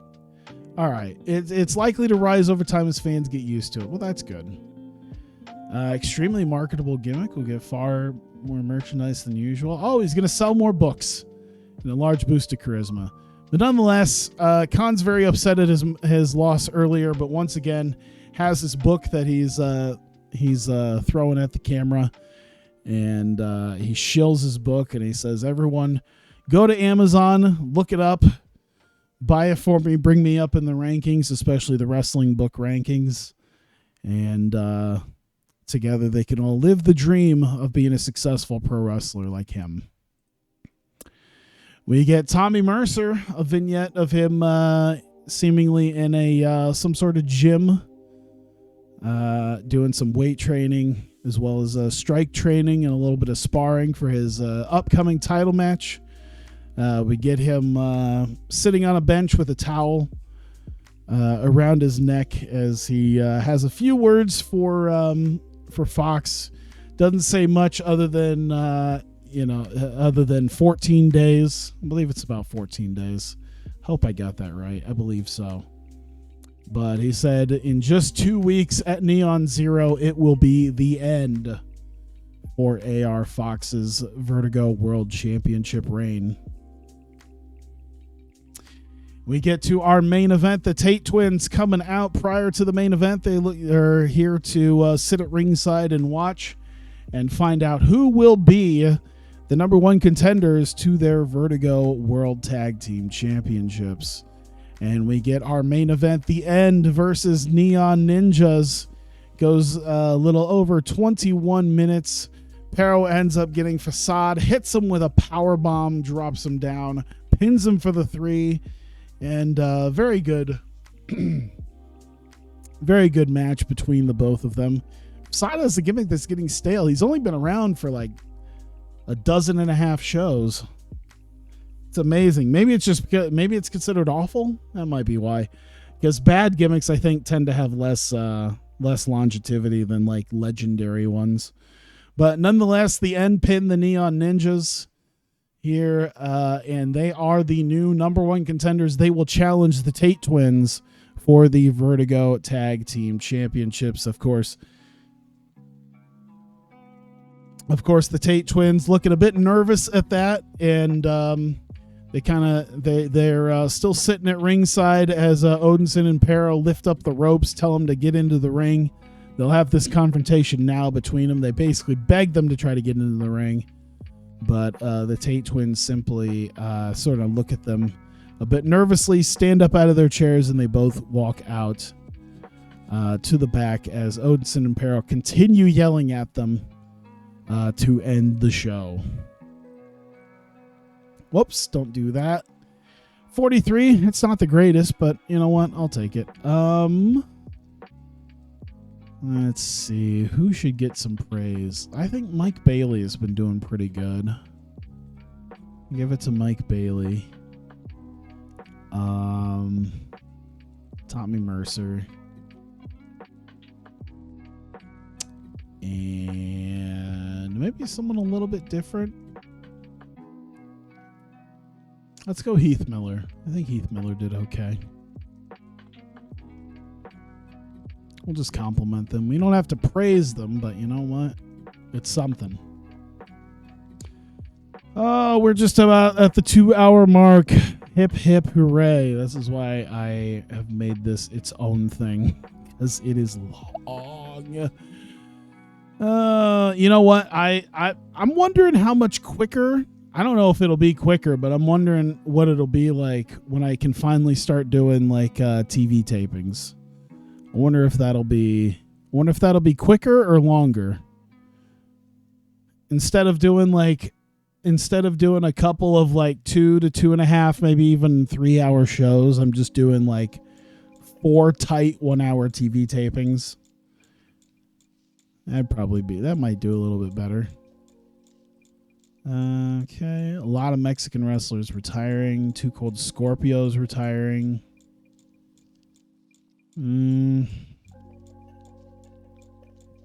Zack Ryder's frustrated. He's on my short list, right? Oh wait, no, don't take him. No, he's not on my Joshi short list. Can you imagine? He probably costs a lot though, doesn't he? I bet even in Japan he'd cost a lot. Yeah, he's not even active here. I'd have to go to my American thing. He hasn't been working for 6 months. I could always pair him and Hawkins back up. $500 though is not. I mean, I'm thinking, what's his skill set look like? All right, he's not as giving as Hawkins, but we'll see. What low-level young luchas can you bring up with Vertigo? Probably not many, just because I feel like a lot of the low-level young luchas are probably already signed by big promotions.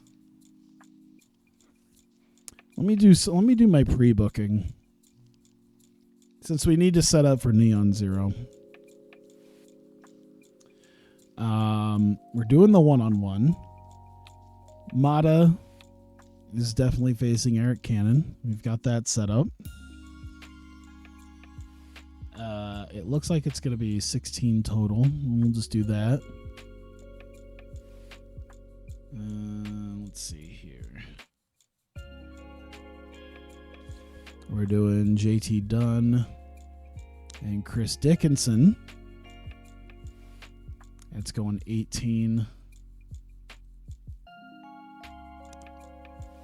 And we have to do... You know what? I'm honestly not surprised that CMLL is really shitty about signing young guys, considering a lot of them are now in Ring of Honor. Considering how many of those young up-and-coming guys are now sitting over there in a combination of Ring of Honor and the other like the other promotion that they're doing, the Federación or whatever they're going to call it. I'll just do Lucha Libre because I don't think there is just a straight up 2 out of 3 falls, so there's at least that. Can I do it from here, right? I could do it. Yeah, it's 2 out of... Yeah, you know what? I'll just do Lucha Libre style. Fuck it. Fuck it. No tag necessary if they're thrown from the ring. Yeah, I should check IWRG. I could probably find somebody.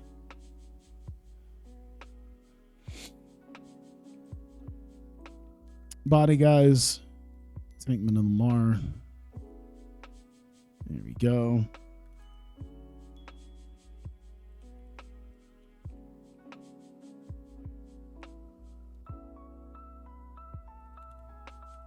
You know what? I feel like, well, okay, so they did really overdo it, I think, on Raw once upon a... Do you remember that? Oh my God.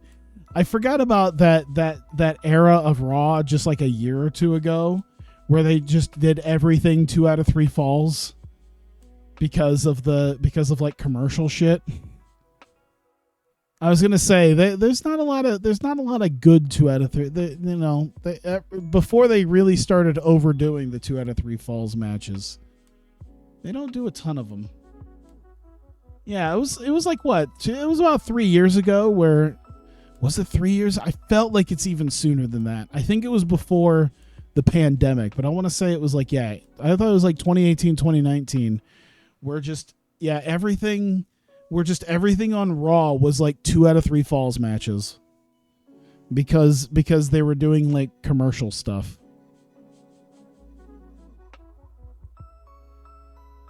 I didn't really watch, so I don't really have a good time frame of when that was exactly.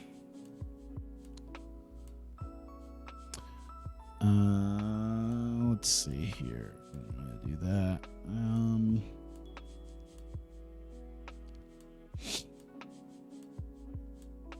We need Marty, and we need... Oh my God, I just blanked completely out. Ryan Davidson. At least I'm getting this done now.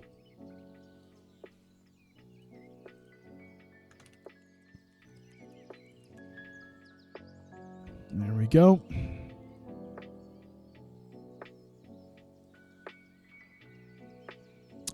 We'll throw it. This isn't... I mean, this is a... I mean, they attacked, so it was never made official, but we'll make it official now. Tim Donston, Effie. Here we go. We need 2. We need... Whoops. Yeah. Tate twins. The end.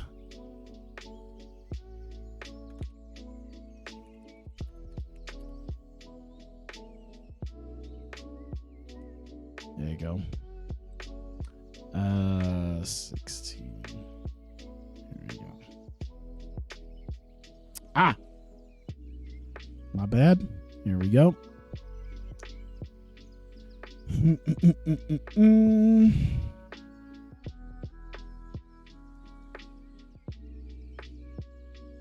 Starks and Dinsmore. Here we go. This can't go very long. And then finally, AR Fox, Tommy Mercer.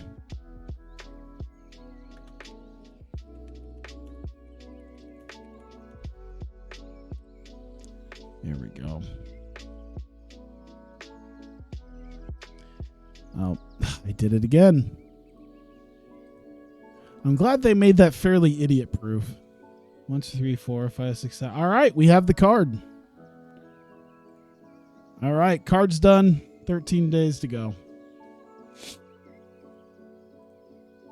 Let's see what our financial damage will be.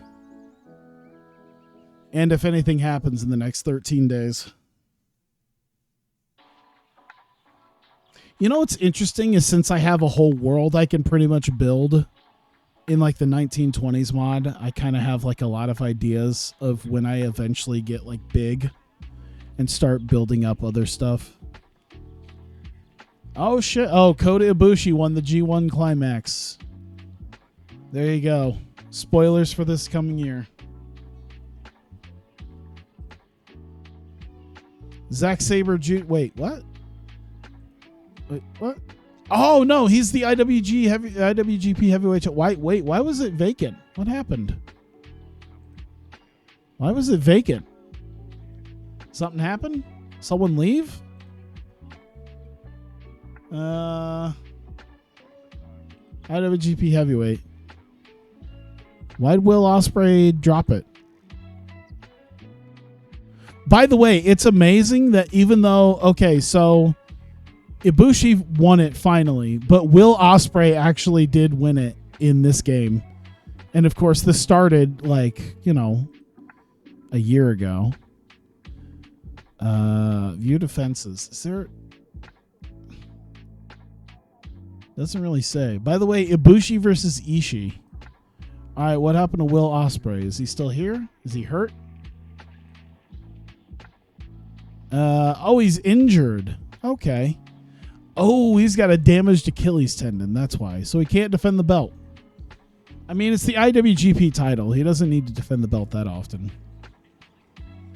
So there you go. Kota Ibushi's the new IWGP champion. Zack Sabre Jr. won the G1 Climax. Oh, Chikara's still a thing. Johnny Swinger's still hurt.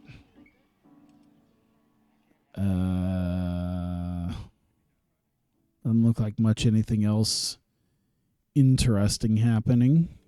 There we go.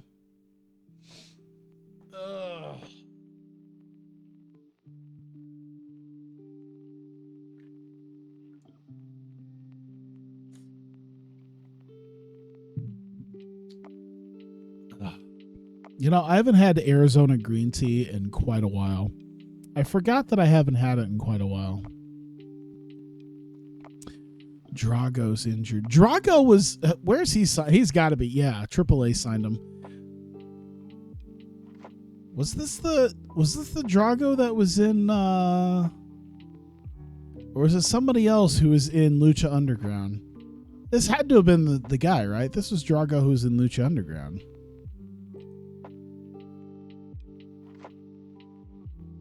I mean, you never know because, you know, there's juniors and twos and who knows what else. Misa Sarah missed a oh, okay. Well, she's not gone, so that's fine. Takeshi Morishima leaves the business. I think he already did in real life. Well, no, he did come back recently, I think. I feel like he did in real life. Like, I think he worked a show. It was probably a couple years ago. Now that I think about it, considering everything that I think is like somewhat recent was actually like 5 years ago.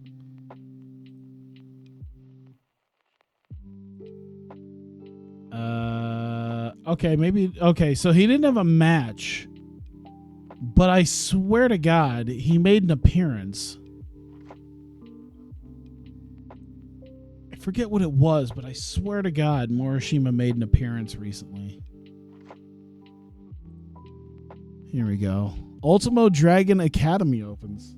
You know what? Honestly, that'd probably be pretty. Ultimo Dragon starting up a retiring and then starting up an academy. DDT have made an offer to Natsu Sumire. You know what? That's probably a good... You know what? Natsu Sumire would probably be a good pickup for DDT. Are they looking at a written? No, it's a handshake deal. But yeah, Natsu probably fits in. I'm sure Bushiroad would throw a fucking fit. DDT have made a contract offer for Jungle Kiona. That makes less sense. How much does she cost, by the way? 900. That has to also be a handshake, right? Yeah. Oh, they can get her for 800. It's a lot of money. Okada and Ibushi are in ROH. Sumi Sakai retires. Let's see. All right, let's look at IWRG. You know what? I'm very happy that I got to see Ultimo Dragon when I did. I loved him in WCW. I was a big WCW kid, so it was great being able to see him live. There's no way the Bandito isn't working for like 8 different people. Yeah. In fact, he's written by CMLO and Ring of Honor. How about I do this? How about I look at people who... Yeah, I was going to say, they're not a negative influence. But you know what? I want at least some decent stamina. I want them to be fairly safe. Their selling should be pretty okay.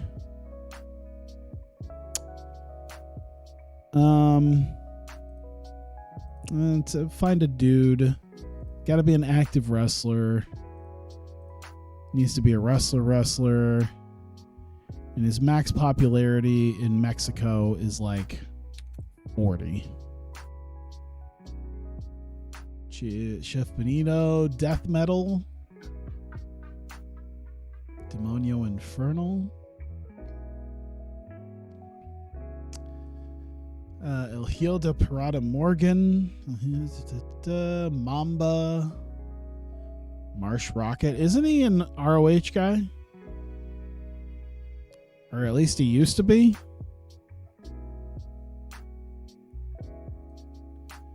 Rafi. Oh my god, what the F is that? What the actual fuck? Septimo Dragon. Tiago. Mini Charlie. I feel like I've heard of Mini Charlie Manson before.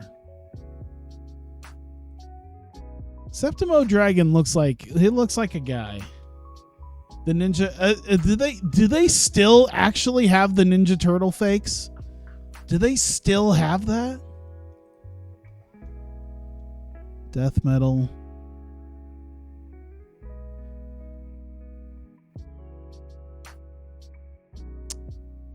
That's not too bad. His charisma leaves a little bit to be desired. His stamina's okay.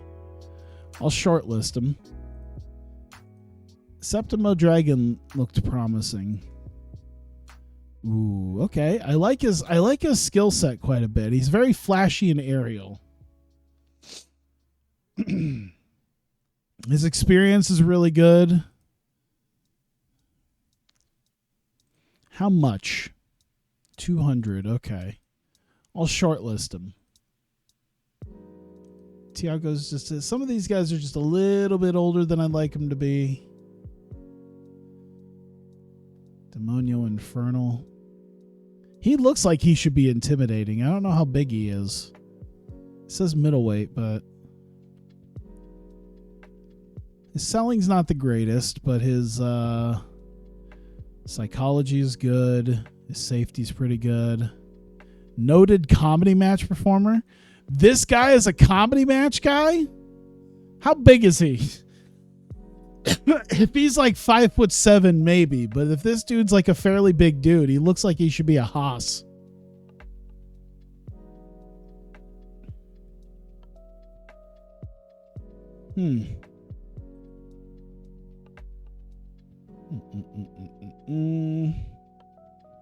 I'll shortlist him. There you go. We'll just reset everything and call it good for now. Oh, they have Jushin Thunder Liger in here. All right, so I'll have some guys to look at when I get a chance. Facade relocates. Okay. 10 days. 15 years at only 27. Yeah, that sounds about right. Who starts at 12 years old? Luchadors and Joshi wrestlers. They will start at 12 years old.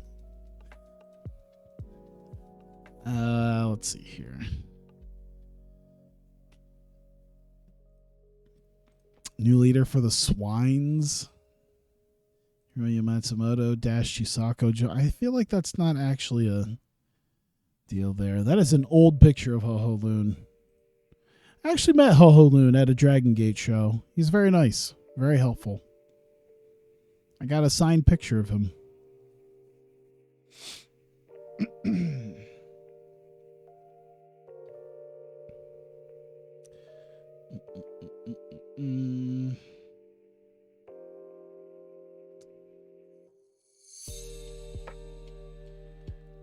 Let's see. Not much. Here we go. Storyline and Stardom. Asuka versus Jungle. Oh, good. More people for Kiona to lose to. Dominic has gotten muscular. Oh boy. So now he's a muscular dude, but he's also like 6'4". Good Lord. Everyone forgot he carried water and sweat mats at 7 years old because his dad was like one of the 3 promoters. Yeah.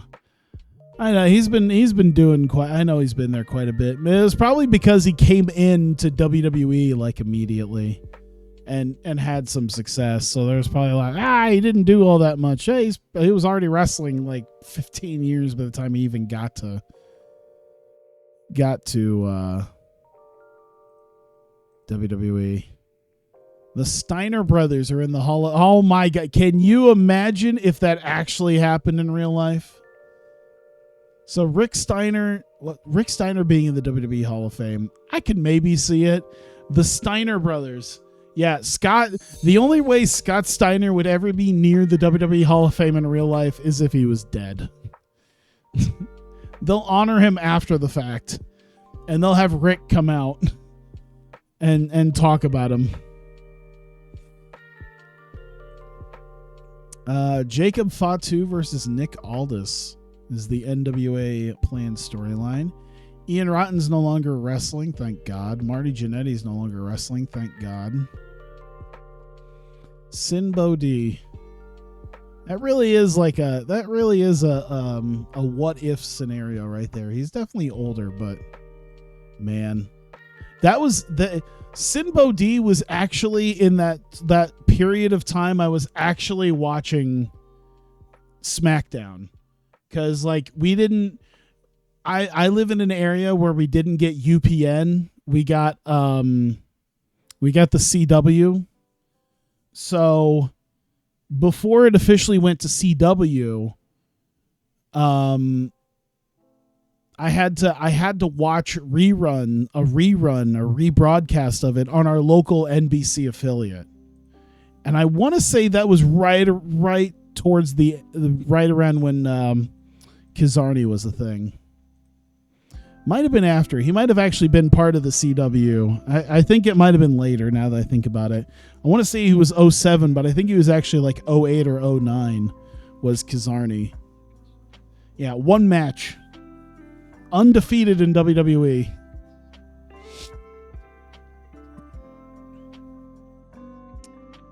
Katrina Waters retiring.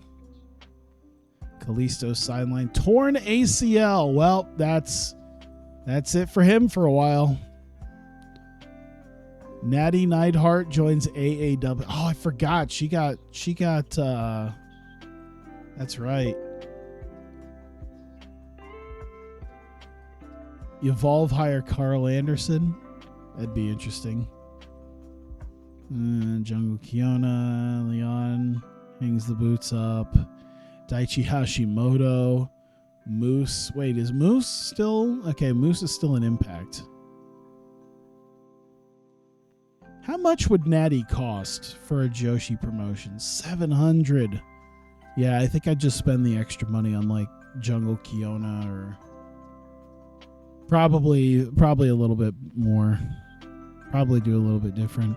El Hijo dos Santo, by the way, being retiring as well.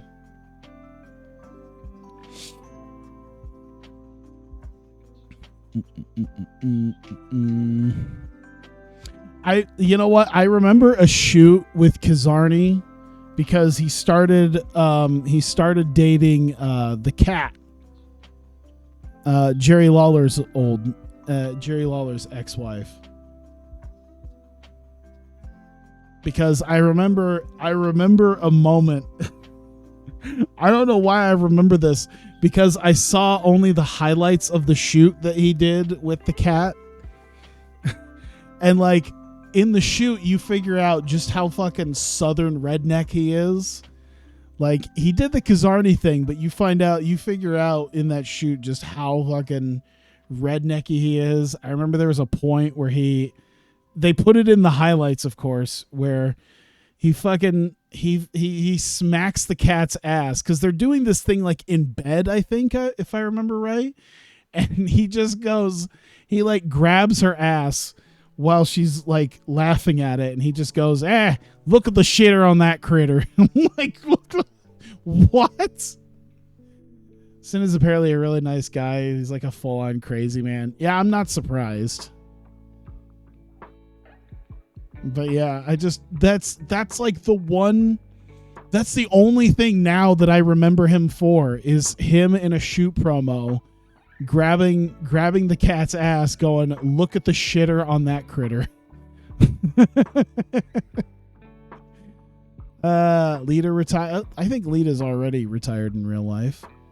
Naruki, what? There's no way. Okay. I was like, Did Doi just jump from Dragon Gate to fucking DDT? That would be absolutely insane if that happened. That would absolutely be the craziest thing. Taihanma quit Ice Ribbon. Oh, she still work with Seedling. It's fine. Oh no, Marcellus Black. Is he still Marcellus Black in here? Oh, he's Dio Madden, because he wasn't officially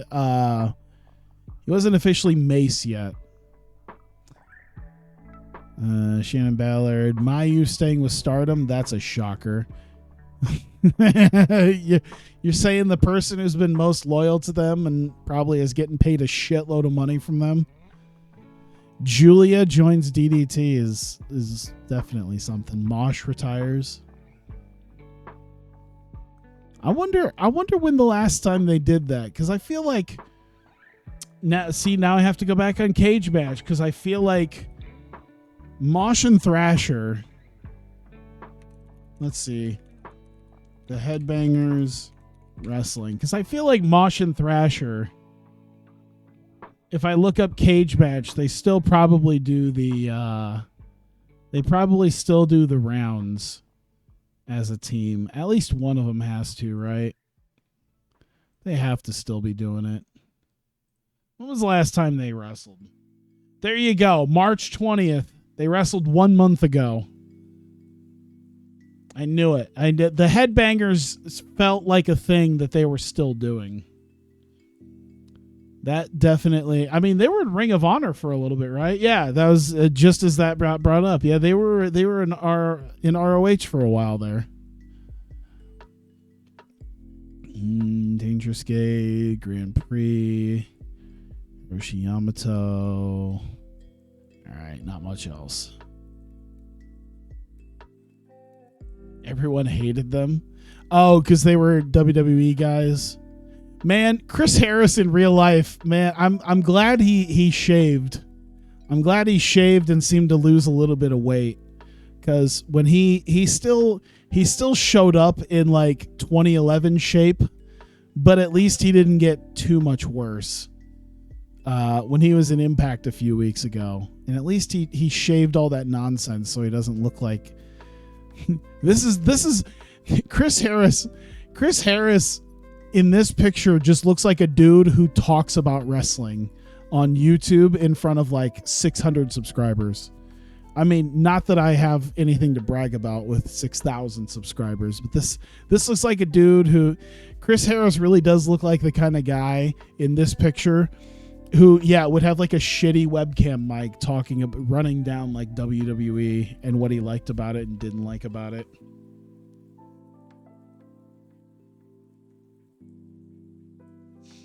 There's a lot of why didn't you? I know. Chris Harris is at least slightly less egregious than like Monty Brown. They did sort of push Chris Harris, but Monty Brown was really both him and Harris and Brown were too like, hey, why didn't you just fucking give up the title once in a while? Instead of like those little 1 month reigns you gave like Rhino and Raven. D'Lo Brown divorce. Ooh, they're doing the Takataichi produce. Irie. Oh yeah, he was in Kaliga. Well, Thrasher's retired. There you go. There we go. We're getting there. We're almost to Friday. 04 to 12 should have been the Brown Harris story. Yeah, it really should have been. Especially now that we know that Joe actually didn't fuck up his tailbone like everyone believed for years. They could have done something with him, but instead they painted a tribal penis on his face.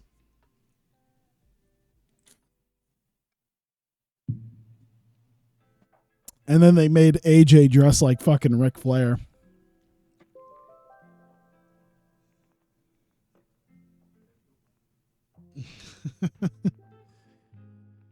DDT new team. Okay. Battle lines. Battle lines is definitely not a thing that TJPW would call their events. Dalton Castle out injured. Herniated spinal okay, well, Dalton Castle's done. It's weird to me to think that he's 35 years old. But then again, yeah, he was like an ROH rookie quite a while ago. Su Yung oh God. Semi-severed spinal column just sounds like the grossest. That sounds like you're not. Castle's back is legit fucked. That sounds like you're not coming back. This really, what's her medical look like? That really does sound like you're just done. You're just done right now. In this, you have to be. There's no way you're coming back from that. That just sounds so brutal. International Princess title, Thunder Rosa. Oh yeah, this is when Thunder Rosa still maybe had a chance to come back. I mean, she might. Who knows with AEW. All right, Nautica didn't show up. Eric Rowan in IWA Mid-South. Wow.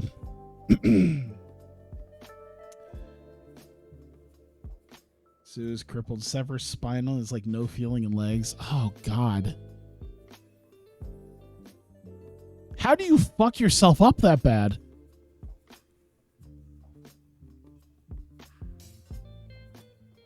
Yeah, blown up Samoa Joe was still better than most of the people that they had on that roster.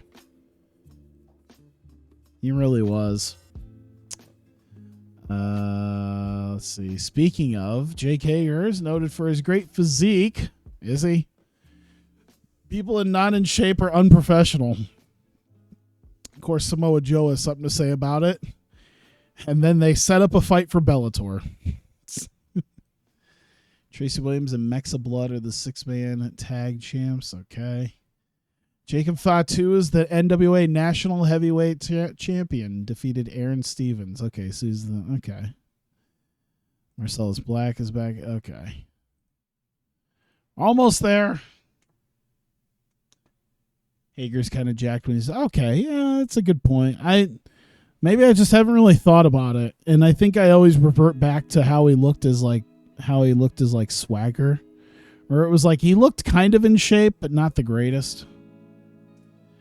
Senshiro Takagi in the DDT. Is there even a DDT Hall of Fame?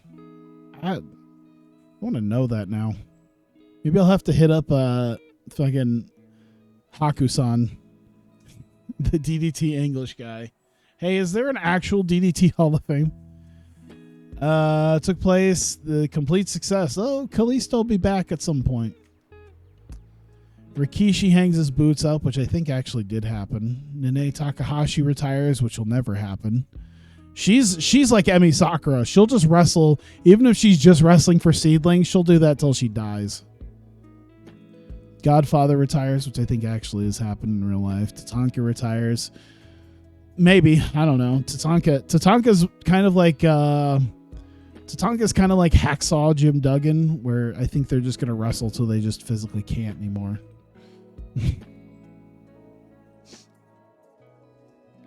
All right. There we go. Neon Zero. We are back home. Back home for Neon Zero. All right.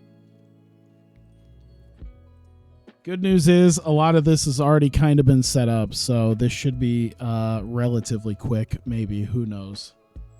New Jack. Mata. I did check. I saw Come and Go Theater as I zipped by it. Charisma. Menace. I'll check it out one more time just to be safe. Needs to be Come and Go Theater. Yep, Come and Go Theater. We're back home. All right. Pre-booking. We need Mata and Cannon. There we go. Mata getting his win back. Should it be domination? Nah, not right now. We'll make it an open match. We'll have Cannon kind of still at least be semi-competitive. There we go. Okay. We're not doing that quite yet. Angle time. There we go. This is a Tommy Mercer thing. At least these don't have a ton of stories because we've done the stories leading up to this. So at this point, Tommy Mercer, I always forget. Tommy Mercer's menace is kind of there, right? I could be doing his charisma. We'll do his menace. He's getting ready for his match, so there we go. Pre-booking. Let's see. Dickinson versus Dunn. Add to the booking sheet. We're doing Dickinson. Open match because I still kind of want to use Dunn. I think Dunn's a guy I could still utilize a little bit.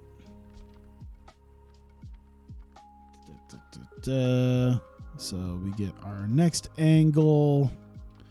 We need the body guys out. Whoops. Sabby. Oh God. Sabby and Jesse. 2 out of 3 falls of storytelling. I think I could, but man, all of their psychology kind of sucks. Unless it's a long-term veteran, I think a lot of their psychology hasn't been the greatest. Especially for guys as young as Tagman and Lamar are.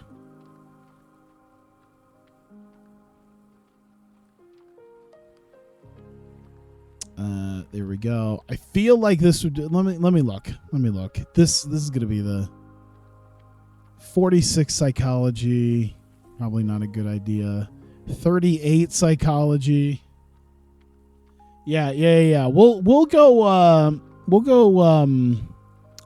out. We'll have them really hit hard here, which is really going to fuck Jesse Goddard's because I don't think he can go very fast. I think his wind is not quite there. Let me see what this is. Best bench possible, receptive crowd. Start of the show, try too hard. We'll just go all out. Open match it, go all out. There you go. Decisive win. We want Tankman and Lamar to get that decisive victory over the body guys. Because I think his stamina is like 63, 61. Let's go like 14. I'm gonna end up killing Jesse Goddard's. I have a feeling I'm going to end up killing him.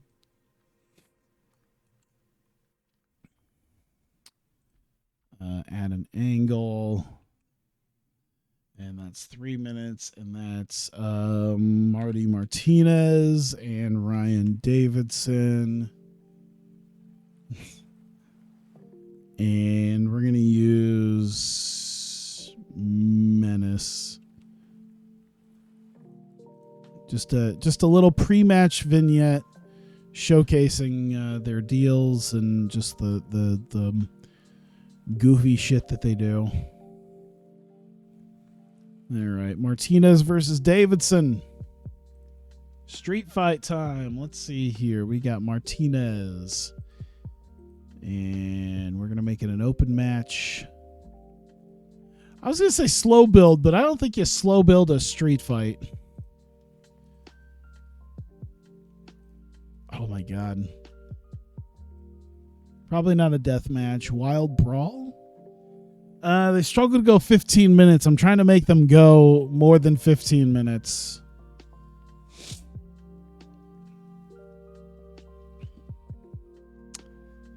I think Wild Brawl should be where it goes. Overbooked.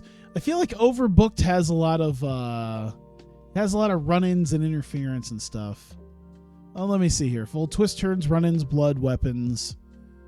Let me see here. Hiding the flaws of poor entering performances. Don't have time to think. Okay. You know what? I think they could do it. Could they do it for the planned 20 minutes? I guess we'll find out. Decisive victory from Martinez. Could probably be a bad idea, but you know what? I'm a local promotion and like 150 people are going to show up, so it'll be fine. If it's a wet fart, it's a wet fart in front of not a lot of people. And you know what? I can live another day to learn, because you know what? The main event's going to probably carry it. The main event will probably carry this anyway, so I'm not too worried. Martinez, Ryan Davidson. They're selling their match. Puts them over both a little bit, I think. Despite everything, they had a war. They had a 20-minute war. We want Effie and Tim Donst. This one's going to be slightly special because we're going to have Tim Donst take the victory. But the idea here is it's going to be at least a fairly normal worked match. Have success. I usually save success for I guess I could do that one. I was going to say I usually save it for like the big matches, like a title. Like if someone wins a title match, like if someone wins the title, that's like a major success. I guess after a big fight like that on a big show, probably could use it. Minor success, I guess, is usually if you kind of going over in an angle. So I guess I could probably do that. Sorry, open match. We're going to have a decisive victory, but it's going to be stoppage. We're going to do the old, because I don't think they really have I don't think they have anything special for it, but we're going to have the old refusing to tap out, but passing out. So stoppage is what it's going to be.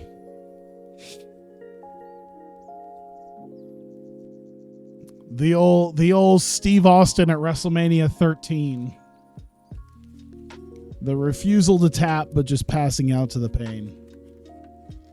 Yeah, I think, you know what, that probably for a big enough match, I think that probably puts them both over after that brawl.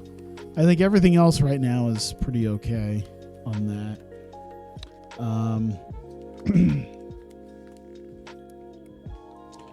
Tim Donst.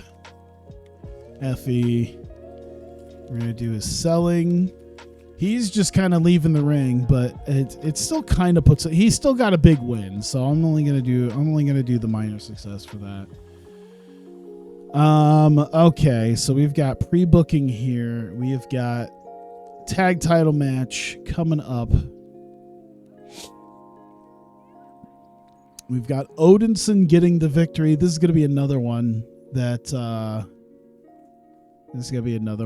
to be quite something. Odinson and Pero kept very strong. We're going to make it an open match because I think the Tate twins are still technically higher up than them.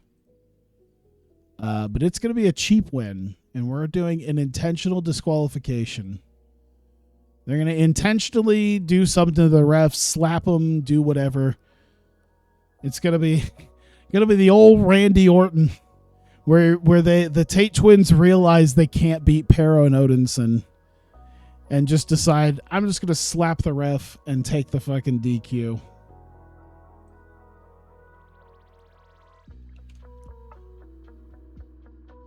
Here we go.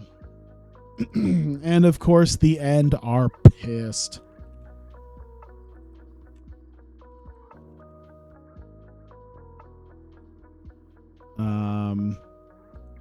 Yeah, definitely using Menace on this.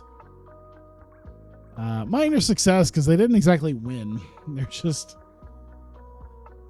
I'm still putting them over pretty well. They're still kept very strong after that. Angle. We've got Ricky Starks.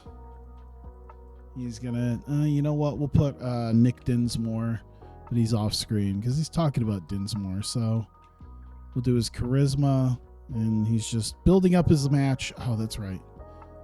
Build up his match. There you go. A little bit of momentum for both of them going into this.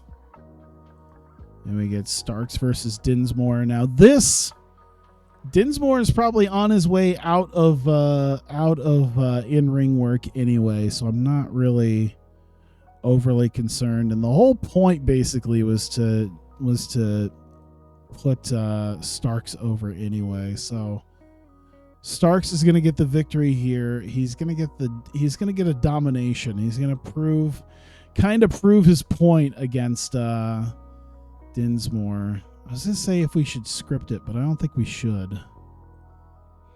Dinsmore has to have good psychology. Yeah, he's a road agent. He should. Starks doesn't have the greatest psychology, but that's okay. Here we go.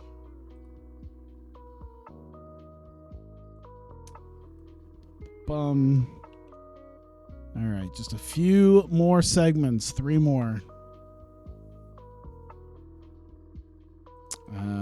AR Fox, Tommy Mercer, he's off screen. He's doing it on his charisma. Promo beforehand to hype up their title match. Add to the booking sheet.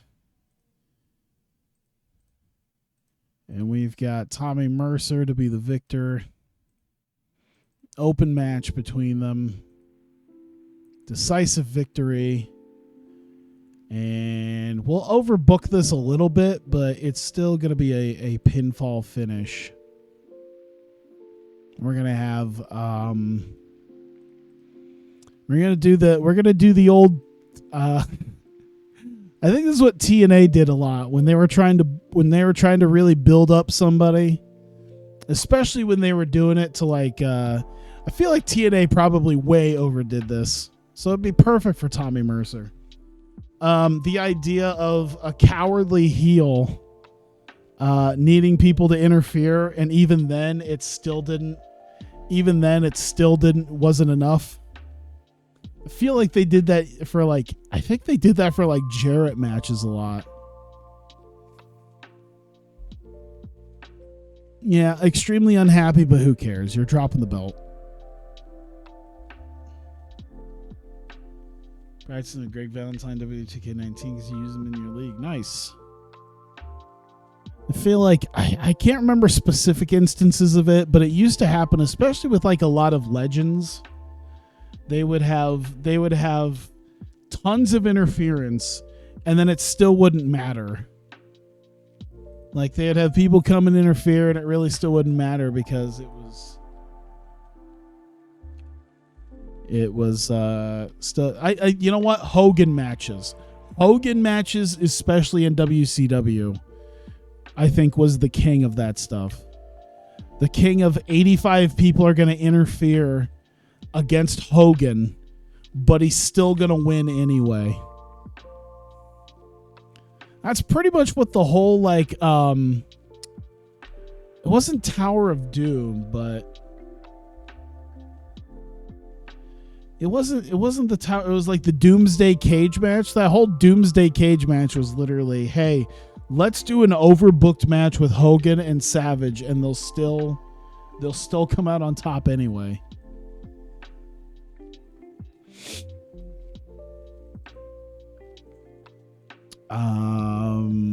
Let's do. He could sell his. We'll sell his match, and he'll sell his match, and they're just carrying him out. So major success, minor defeat. He already lost the belt and he lost the match, and he's super pissed. So no need to start continuously kicking him while he's down. Jarrett can win, claim the moment. They cheated for Jarrett. Yeah, Planet Jarrett really was.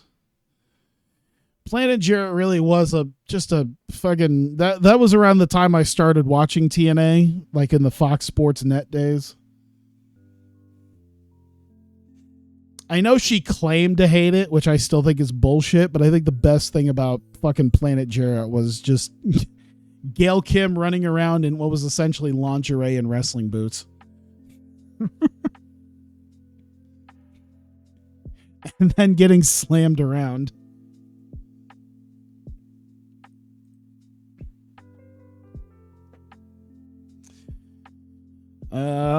I think we're good. I think that's all of it. 18 segments is what it looks like. So I think we have everything. God damn, we're approaching that big 3-hour mark. Thank God we're right at the end of the month already. All right, let's do this. All right, it is time for Vertigo's Neon Zero event. Big time event coming up. 155 people showing up here in Des Moines for this show. We're going to have New Jack open the show up. He welcomes everyone to Neon Zero.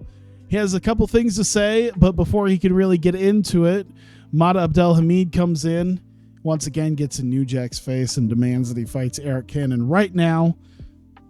He's not waiting. He's going to fight Eric Cannon. And so Cannon comes out, and they seem to have good wrestling, decent reaction. It went about 14 minutes, but Mata Abdelhamid ends up forcing Eric Cannon to tap out and leaves him laying in the ring as Mata gets a decisive victory over Cannon. And we get Tommy Mercer. He's backstage. He's got his wrist tape he's putting on. He's kind of looking over everything. He's mentally preparing himself for his title match tonight in the main event. We get JT Dunn and Chris Dickinson. Of course, they have been they've been going at one another over the course of the last couple of events here. And they get the match between each other. It goes 15:57, just under 16 minutes. And Chris Dickinson hitting the Falcon Arrow on JT Dunn. He did the deal, and JT Dunn did not kick out of the deal, just like no one kicks out of it. And Chris Dickinson getting a solid victory over JT Dunn here tonight. We have the 2 out of 3 falls match coming up. The Body Guys, Sabby and Jesse Goddard comes out. They insult the crowd, run them down, and say that it should be their pleasure to be able to see the Body Guys at work and show Tankman and Lamar what it means to be a true tag team. And in fact, they're so confident that they're already calling out the future tag team champions. And they're saying, you know what, with our recent success, I think it's high time that we challenge for the tag team titles after we win here tonight. So we get the 2 out of 3 falls match. It goes just under 15 minutes. Tanglin and Lamar manage to get 2 straight falls and get the win over the Body Guys. When Calvin Tankman, oh man, maybe I should start doing pinfalls when it feels like there should be pinfalls. But nonetheless, But you know what? I feel like, especially with how many submission victories are happening, it really starts watering down the Tim Donst Effie thing. But nonetheless, Tankman and Lamar get the victory in just under 15 minutes. 2 straight falls on the body guys, and they are successful. And who knows? Tankman and Lamar might be the next guys to challenge for the tag titles since it was mentioned. But nonetheless, they are successful here at Neon Zero. We get a pre-match vignette showing the back and forth that Marty Martinez and Ryan Davidson has had, as well as their preparations. Marty Martinez seemingly getting himself mentally prepared in a near pitch black room, meditating. Ryan Davidson hard at work building weapons of barbed wire for this street fight. And that all leads to this. Marty Martinez versus Ryan Davidson in a street fight. And yeah, it became a little too overbooked. But nonetheless, you live and you learn. But nonetheless, Marty Martinez getting the win. And oh my God, there's so many submissions. Oh, this was a bad idea. This is really watering down what the next match. Shit. These all should have just been straight pinfall wins. That really, I mean, it's not going to play into the game because the game's not gonna know. But in reality, every one of these submission wins would have been pinfalls. They wouldn't need to be pinfalls because it makes the submission later like actually mean something. But nonetheless, just under 20 minutes of brawling. These guys go through all sorts of weaponry and brawling and all sorts of garbage and debris that they fight in. Marty Martinez gets the win over Ryan Davidson. I say by pinfall with his finish, not with a sharpshooter. But nonetheless, Martinez successful over Ryan Davidson. Oh, I forgot to put that Martinez was on screen. God damn it. So Martinez and Davidson are both helped out of the debris and the mess that they have caused of weapons by the staff as they are helped out to the back, as both of them are definitely worse for wear and barely able to get out on their own. And we get to Effie versus Tim Donst, which really should play a bigger... By the way, holy shit, a fucking 60. Superb wrestling and good heat. These guys have been at each other's throats for a little while. And Tim Donst locks in a submission, locks in a choke to try to force Effie to tap out. And when it looks like Effie's going to tap out, he refuses and eventually passes out. And the referee checks the hand, sees that he's no longer moving, and calls for the bell as the ref stops the match as Tim Donst gets the victory, at least by submission. However, Effie refusing to tap out to Tim Donst. Phenomenal match. God damn. There you go. See? It's a crappy street fight, but you know what? It's carried by Effie versus Tim Donst later. Speaking of, Donst leaves the ring in victory. He seems a little smug. And he starts walking out as the ref is attempting to wake up Effie and get him back on his feet. As Effie is definitely worse for wear afterwards. All right, the Vertigo Tag Team Championships are on the line. The Tate Twins defending against the End. Superb wrestling, a decent reaction, goes just under 14 minutes when it looks like the End were going to overpower the Tate Twins and get an easy victory here to become the new tag team champions. The Tate Twins just decide to just slap the referee and attack him. And this forces the referee to get in their face and eventually call for the bell. And this has made Pero and Odinson irate that they obviously got themselves intentionally disqualified. And the Tate twins, even though the end gets the win, the Tate twins are still walking away with the tag team titles. And of course, the Tate twins rolling out of the ring with the belts and start hauling ass to the back as the end are kicking the ropes and are just absolutely furious. And eventually they refuse to leave the ring. The referee's trying to get them out of the ring. And eventually they have to have a whole host of staff come back out and basically beg Odinson and Pero to get out of the ring. And it looks like they were just going to start assaulting staff members, but they do leave the ring and they do head to the back, but they are kicking guardrails all the way back. Ricky Starks has a short promo, and he's a bit sad that this is going to have to be the end for Nick Dinsmore's wrestling career. He says that Dinsmore had at least a semi-successful wrestling career. He'll always be known for his ridiculous gimmick in WWE, and after tonight, he will also be known for going out like Old Yeller to Ricky Starks. And we get Ricky Starks versus Nick Dinsmore. Starks carries Dinsmore to a pretty good match. Superb wrestling in great heat. It only goes about 13 minutes. Starks controlled the vast majority of this match as Nick Dinsmore, as he attempted to get the better of him. He had a couple of comeback spots, but it just wasn't enough for the younger and faster Starks, as Ricky Starks getting a dominating victory over Nick Dinsmore after the Buster Keaton puts him down for the 3 count. And Starks with a big win over Dinsmore.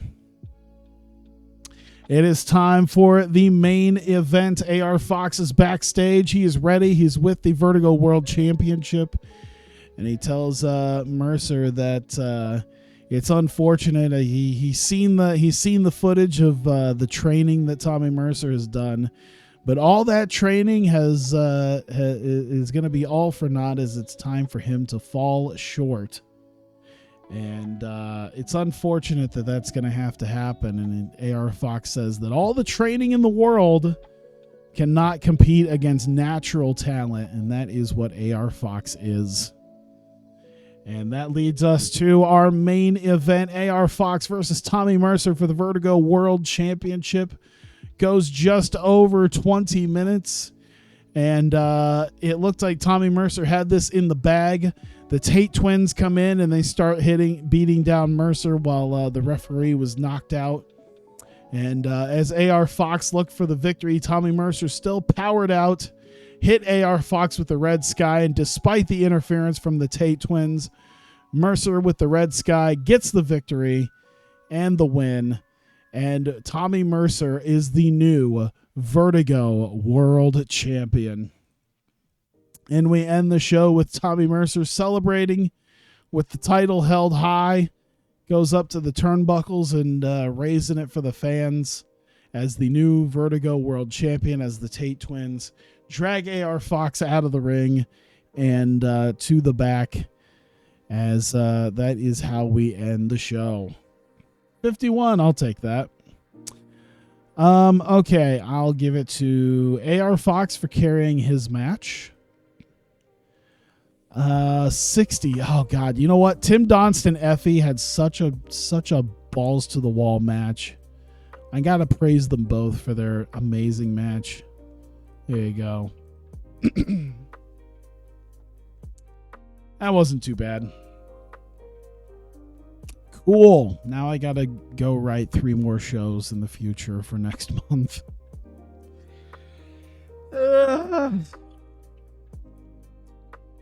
Let's see. Kevin Nash retired. I feel like Kevin Nash pretty much already retired. I feel like he might still do occasional shows, but I feel like he pretty much is done. Takia Mania. Teddy Hart retires. Oh God. Is he as shitty in this as he is in real life? Oh, I see. Scumbag, most wanted. Yeah. I'm glad he is at least there. Ricky Reyes. Wasn't he an old school ROH guy? Ricky Reyes, I swear. Oh no, it was CZW, that's right. I remember hearing the name. I just couldn't remember.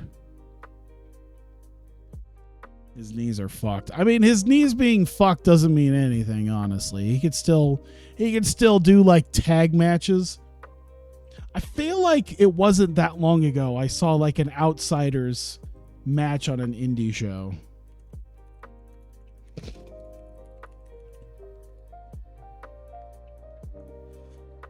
Let's see if he wrestled some like fucking whatever match. All right, 2018. So yeah, it has been a little bit. Which, by the way, he won a gauntlet match, so it was almost certainly some like shitty. It was some shitty whatever match that he didn't have to do hardly anything in. And then like a little bit before that, he beat the Brooklyn Brawler in 2016. Jesus. No, like almost crippled fucked. I mean, once again, I have seen enough people who are like probably shouldn't wrestle who end up wrestling anyway. But, you know, Nash is smarter than that, so it makes sense. Steiner Brothers honored in the Hall of Immortals. That makes sense, like the Pro Wrestling Hall of Fame. Big Show retiring makes some sense. New champions in New Japan. Mighty Dragon has won the IWGP.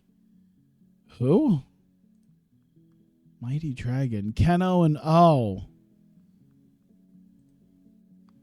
Kudo. So Noah. So they stole. So New Japan stole some Noah guys now.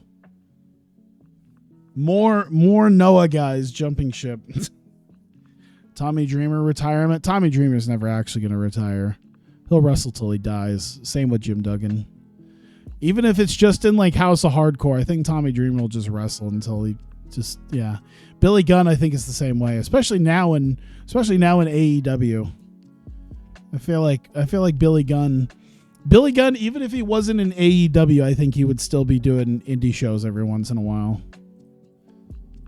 Let's see here. It won't be Danny Luna. Honestly, don't know much about her. Jacques Rougeau Jr. Brian Cannon. Jun Kasai. Jun Kasai is another one who will probably, even if he just runs his own, Jun Kasai is someone who will probably just wrestle in Freedoms. Even if he only wrestles in Freedoms, he probably, he might hang his boots up at some point. I don't know. I feel like he'll be someone who will at least make appearances once in a while. Yeah, until he's crippled, Billy Gunn will always just be there as an occasional wrestler.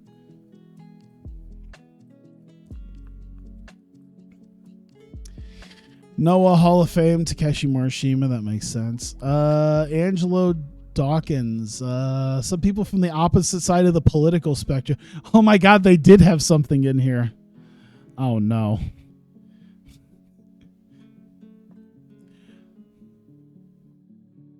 I was gonna make like a joke about him being QAnon as well, but I feel like that's probably not how it would actually go.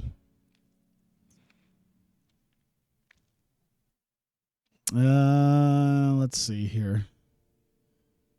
Oh, we're already in September. Let's not go anymore. I was about to go to the next day, and I was like, "Oh wait, no, we've stopped. We're here." I made $700 in Idolfight. I mean, I made money, and I think my merch stuff is just about done. Yeah, I got 2 more weeks of that. Him and Drake got into an argument. That probably would make sense. And you know what? With how much heat Drake Wirtz has on him, he probably wouldn't have social media people going after him. Unless he really said some heinous, like, kill Whitey shit. Unless he said something super heinous, I don't think he would. I don't think he would get that many people upset with him. Hey, Hey, I made some money. $700. The sponsorship money's oh god, $6,900. Damn. Am I gotta be oh my god, I'm still at 13. How? Oh my god, how am I still at 13? Dude, I badly want to get to at least 17. Just let me be tiny, because then it'll at least open me up to like no-name broadcasters. Just let me open up to some no-name broadcasters. 6,900. At least I'm looking forward to an extra 700 in sponsorship income alone, and ticket sales will go up a little bit too. I think merch might go up a little bit. I should probably spend some money on merch here soon. I think I'll do that because I'm gonna forget. So I'm just gonna start the upgrade now. That'll work. Whoever does the broadcasts have to lower YouTube and Twitch to literally anyone. They have. YouTube has lowered it to literally anyone, and there's like 3 CMLL shows going on. Twitch actually, the good news is that Twitch actually, when they put it on here, or at least I think this was the Who. He was here earlier, but I think this was from the Who. It actually is, let me see here. Yeah, you have to be at least tiny sized, have 17 popularity in one region. So just this little bit right here of needing at least that little bit plus like some of the production values and stuff like that have at least kept a lot of people from putting a bunch of shows out. So, okay, except for Japan, and that might actually fuck me when I try to put Idolfight Project up. But at least with Twitch in America, I'll be fine. So, I just got to get to that almighty 17 and then move my production values up just a little bit. Either way, I'm over the 3-hour mark. And it's 1:30 in the morning, and I have to go to my goddamn house and put some more sweat equity into it and pull up nails and all that shit, because I got the electrician coming on Friday, and fortunately I don't have to spend too much money. It's only $9,000 on my goddamn electricity in this house. Dude, oh my God, when I talked to him, when I talked to the electrician about some of the shit that was in the wiring, I'm like, fuck. There was some shit that the previous owners did that is actually illegal. That was really something. Where do you think you've listened to this straight to 24 hours plus of your life? God damn. Just followed. Well, I appreciate that. Thank you very much. I do appreciate the follow. I appreciate you watching. I appreciate anybody watching. I appreciate anybody following as well. So thank you guys for coming out. Like I said, I'm gonna go cry into my savings account because it's gonna be much less. Most of it's gonna be emptied out as I have to unfuck the things that the previous owner of the house that I bought fucked. What did you buy now? I didn't buy any. I bought a house, and now I have to have an electrician, and now I have to have the electrician unfuck the things that they fucked. That was all right. So the big thing is what I have found is safety code, at least in our state, is you have to have a ground wire, which is you should always have ground wiring in your house, because the ground wire in a house is when you see the little 3-prong outlets, that little thing below the 2 prongs, which always has like the little circular bit, that's the ground wire. And so you have to have a ground wire by law where your major appliances are. You have to have it in the kitchen, you have to have it in the bathroom, and you have to have it where your laundry is.